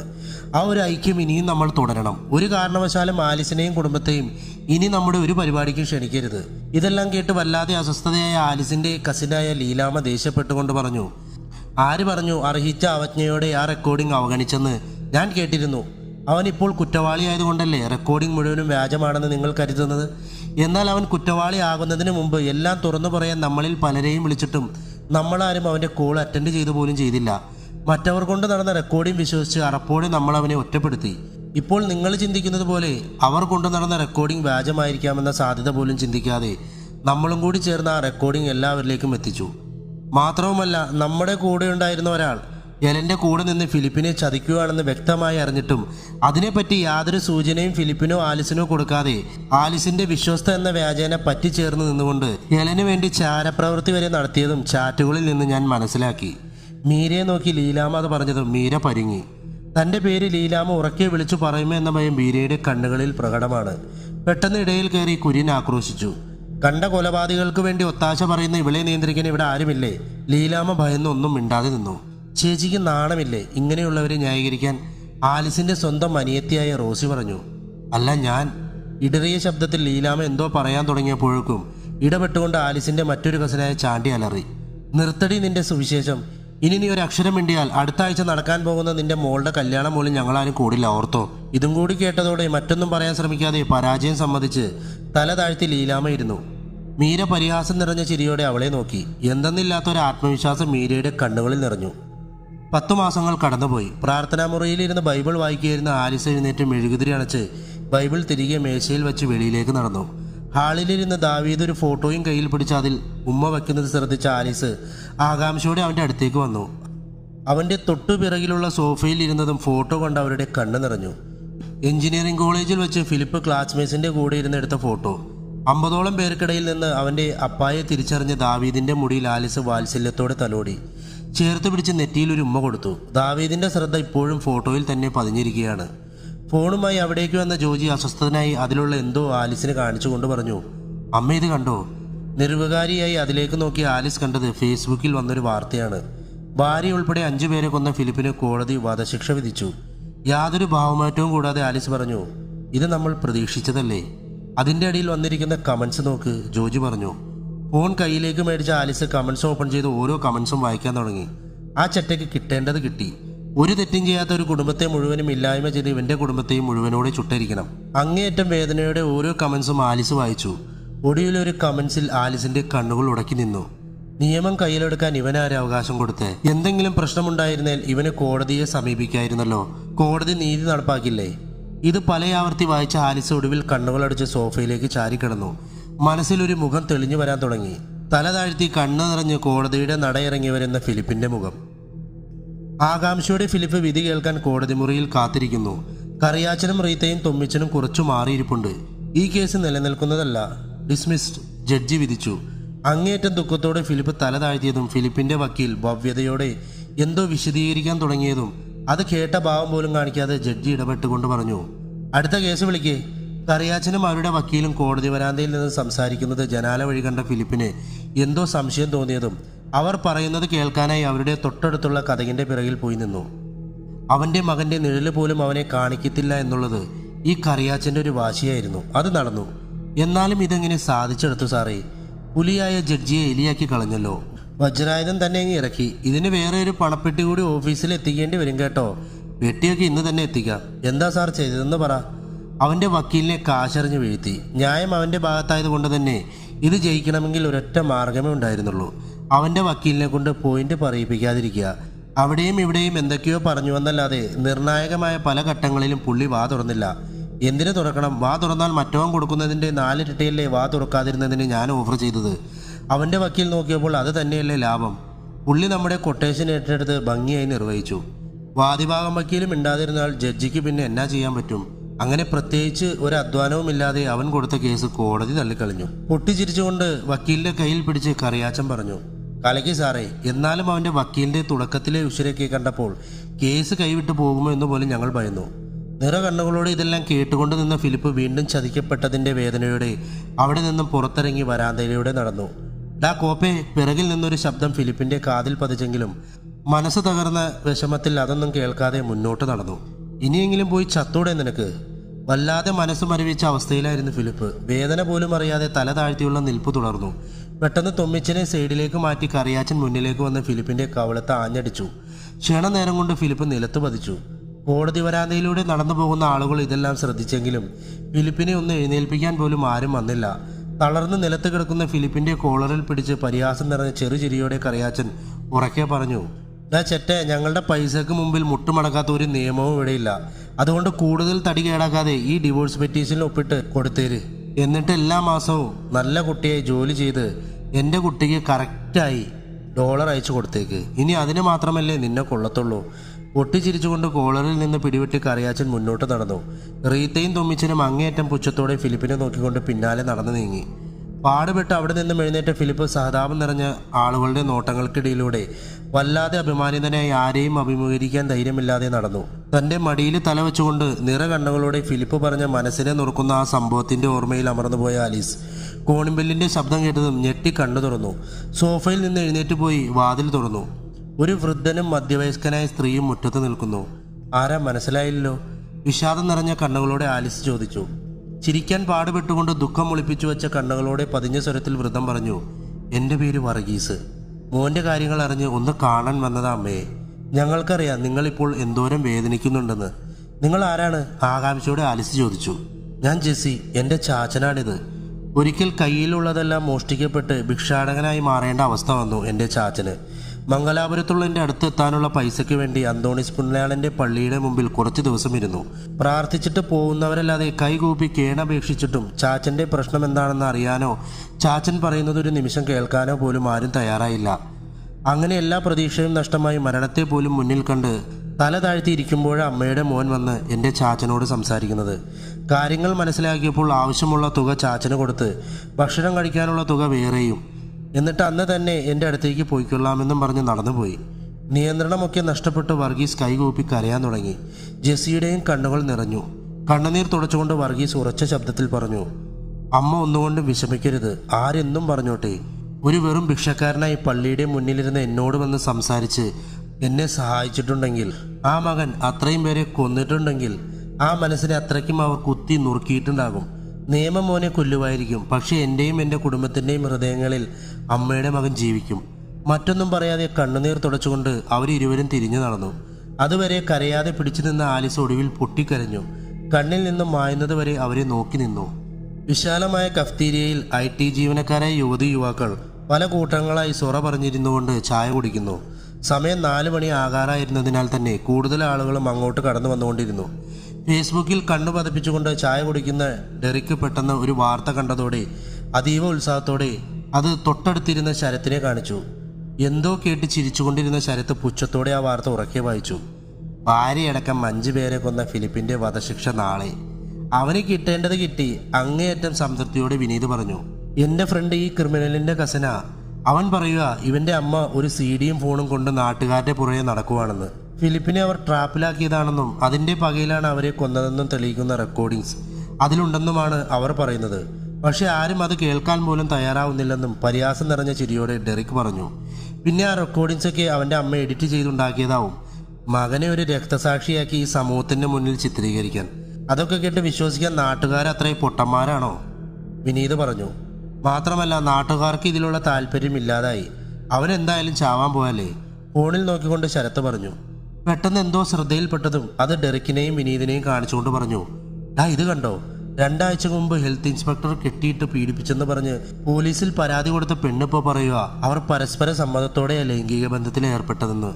ഓ, അത് ഇൻസ്പെക്ടർ നോട്ടുകെട്ടുകൾ അവർക്ക് വീശി എറിഞ്ഞ് ഒതുക്കിയതായിരിക്കും. നിസ്സാര ഭാവത്തിൽ വിനീത് പറഞ്ഞു. എടാ പൊട്ടാ, നോട്ടുകെട്ടുകൾ വീശാൻ പുള്ളി ഇപ്പോൾ ജീവിച്ചിരിപ്പില്ല. 1 ആഴ്ച മുമ്പ് ആത്മഹത്യ ചെയ്തു, ശരത്ത് പറഞ്ഞു. അമ്മാതിരി പൊങ്കലാപ്പായിരുന്നല്ലോ പുള്ളിക്ക് കിട്ടിയത്. പരിഹാസം നിറഞ്ഞ ചിരിയോടെ ഡെറിക്ക് പറഞ്ഞു. ഒരാവശ്യവുമില്ലാതെ പോയി ഞാനും അങ്ങേരെ തെറി വിളിച്ചല്ലോ. വിനീത് ദുഃഖം അഭിനയിച്ച് തമാശ രൂപേണ പറഞ്ഞു. സാരമില്ലടാ, ആ തെറ്റിനുള്ള പരിഹാരമായി നമുക്ക് ഇവളുടെ അക്കൗണ്ട് കണ്ടുപിടിച്ച് അതിൽ കയറി പൊങ്കാലയിടാം. ഒരുത്തനെ കൊന്നിട്ട് അവളങ്ങനെ സമാധാനമായിട്ട് ജീവിക്കണ്ട, വിനീതിനെ ആശ്വസിപ്പിച്ചുകൊണ്ട് ഡെറിക്ക് പറഞ്ഞു. ഓ, എന്തൊരു പൗരബോധം നമിച്ചെണ്ണ. മതിയടേ, എഴുന്നേറ്റ് വാ. അത് പറഞ്ഞുകൊണ്ട് ഡെറിക്കും വിനീതും ചിരിച്ചുകൊണ്ട് എഴുന്നേറ്റ് മൂവരും ഓഫീസിലേക്ക് നടന്നു. ജയിലിന്റെ ഉള്ളിലുള്ള ചേംബറിന്റെ കവാടത്തിലൂടെ 2 ജയിൽ ജീവനക്കാർ ഫിലിപ്പിന്റെ ഇരുവശങ്ങളിലുമായി കൈകൾ ചേർത്ത് ബലമായി പിടിച്ചുകൊണ്ട് അകത്തേക്ക് പ്രവേശിച്ചു. ഫിലിപ്പിനെ കയ്യാമം വച്ചിട്ടുണ്ട്. ചേംബറിന്റെ ഒത്ത നടുക്ക് വച്ചിരിക്കുന്ന സ്ട്രെച്ചറിന്റെ അടുത്തെത്തിയതും ജീവനക്കാരൻ കയ്യാമത്തിന്റെ ലോക്ക് തുറന്ന് ഊരിമാറ്റി. നിർദ്ദേശം കിട്ടിയതും ഫിലിപ്പ് സ്ട്രെച്ചറിലേക്ക് കയറി കൈകാലുകൾ സ്ട്രാപ്പുകളിലേക്ക് കയറ്റിക്കിടുന്നതും ജീവനക്കാർ അനങ്ങാനാവാത്ത വിധം അവ ലോക്ക് ചെയ്തു. അല്പം മാറി നിന്നിരുന്ന മറ്റൊരു ജയിൽ ജീവനക്കാരൻ ഫിലിപ്പിന്റെ അടുത്തേക്ക് വന്നു. നന്നായി തടിച്ച് കരുണയുടെ ഒരു കണിക പോലും കണ്ണുകളിൽ അവശേഷിക്കാത്ത അയാൾ ഫിലിപ്പിന്റെ കൈകളിൽ IV ഇൻസെർട്ട് ചെയ്തു. ഒരു തരി പോലും ഭയമില്ലാതെ മരണത്തെ കാത്തിരിക്കുന്ന ഫിലിപ്പിനെ അയാൾ ക്രൂരമായ ചിരിയോടെ നോക്കി. വലത് കൈയിലെ IVയിലേക്ക് ഡ്രഗ് ഇഞ്ചക്ട് ചെയ്യാൻ ചുമതലയുള്ള ആളും തയ്യാറായതോടെ ഒട്ടും വൈകാതെ അവർ ഇരുവരും സിറിഞ്ചുകൾ 2 കൈയിലുമായുള്ള IVയിലേക്ക് കണക്ട് ചെയ്ത് പെൻഡോ ബാർബിറ്റോൾ ഡ്രഗ് ഫിലിപ്പിന്റെ ശരീരത്തിന്റെ ഉള്ളിലേക്ക് പ്രവേശിപ്പിച്ചു. വേദന കടിച്ചമർത്തി ഇരുവരെയും ചെറുചിരിയോടെ നോക്കിക്കൊണ്ട് ഫിലിപ്പോൾ കണ്ണുകൾ അടച്ചു. ആലിസിന്റെ മടിയിൽ തലവെച്ച് താൻ കിടക്കുന്നത് ഫിലിപ്പിന് കാണാം. അയാളുടെ ചുണ്ടുകൾ പുഞ്ചിരി വിടർന്നു. മെല്ലെ അയാൾ അബോധാവസ്ഥയിലേക്ക് വഴുതി വീഴാൻ തുടങ്ങി. ചിരിച്ചുകൊണ്ട് അപ്പ എന്ന് വിളിച്ച് ഓടി വരുന്ന ദാവീദിനെ താൻ വാരിപ്പുണർന്ന ചുംബനങ്ങൾ കൊണ്ട് പൊതിയുന്നതായി മനസ്സിൽ തെളിഞ്ഞ ദൃശ്യം ഫിലിപ്പിന്റെ ചുണ്ടുകളിൽ പുഞ്ചിരി വിടർത്തുന്നതിനൊപ്പം കണ്ണുകളെ നനയിപ്പിക്കുകയും ചെയ്തു. കണ്ണുനീർത്തുള്ളി ഊർന്നിറങ്ങി കവിളിന്റെ കീഴ്ഭാഗത്തെത്തിയപ്പോഴേക്കും ഫിലിപ്പ് മരിച്ചു കഴിഞ്ഞിരുന്നു. കുറ്റബോധത്തിന്റെ ഒരു കണിക പോലുമില്ലാതെ നിർഭയനായി അനിവാര്യമായ മരണം ഫിലിപ്പ് ഏറ്റുവാങ്ങി. തന്നെ കൊലപാതകിയാക്കിയത് യഥാർത്ഥത്തിൽ ഗ്രീൻ കാർഡ് മോഹിച്ച് തന്നെ വിവാഹം കഴിച്ച ഹെലനോ അതോ ഈ സമൂഹം തന്നെയോ എന്ന ചോദ്യം ഒരു ചെറുചിരിയിൽ ഒളിപ്പിച്ച് മറ്റൊരു ലോകത്തിലേക്ക് ഫിലിപ്പ് യാത്രയായി. സത്യത്തിൽ ഫിലിപ്പിനെ ഈ ഒരു അവസ്ഥയിലാക്കിയത് സമൂഹമാണോ അതോ ഹെലനാണോ?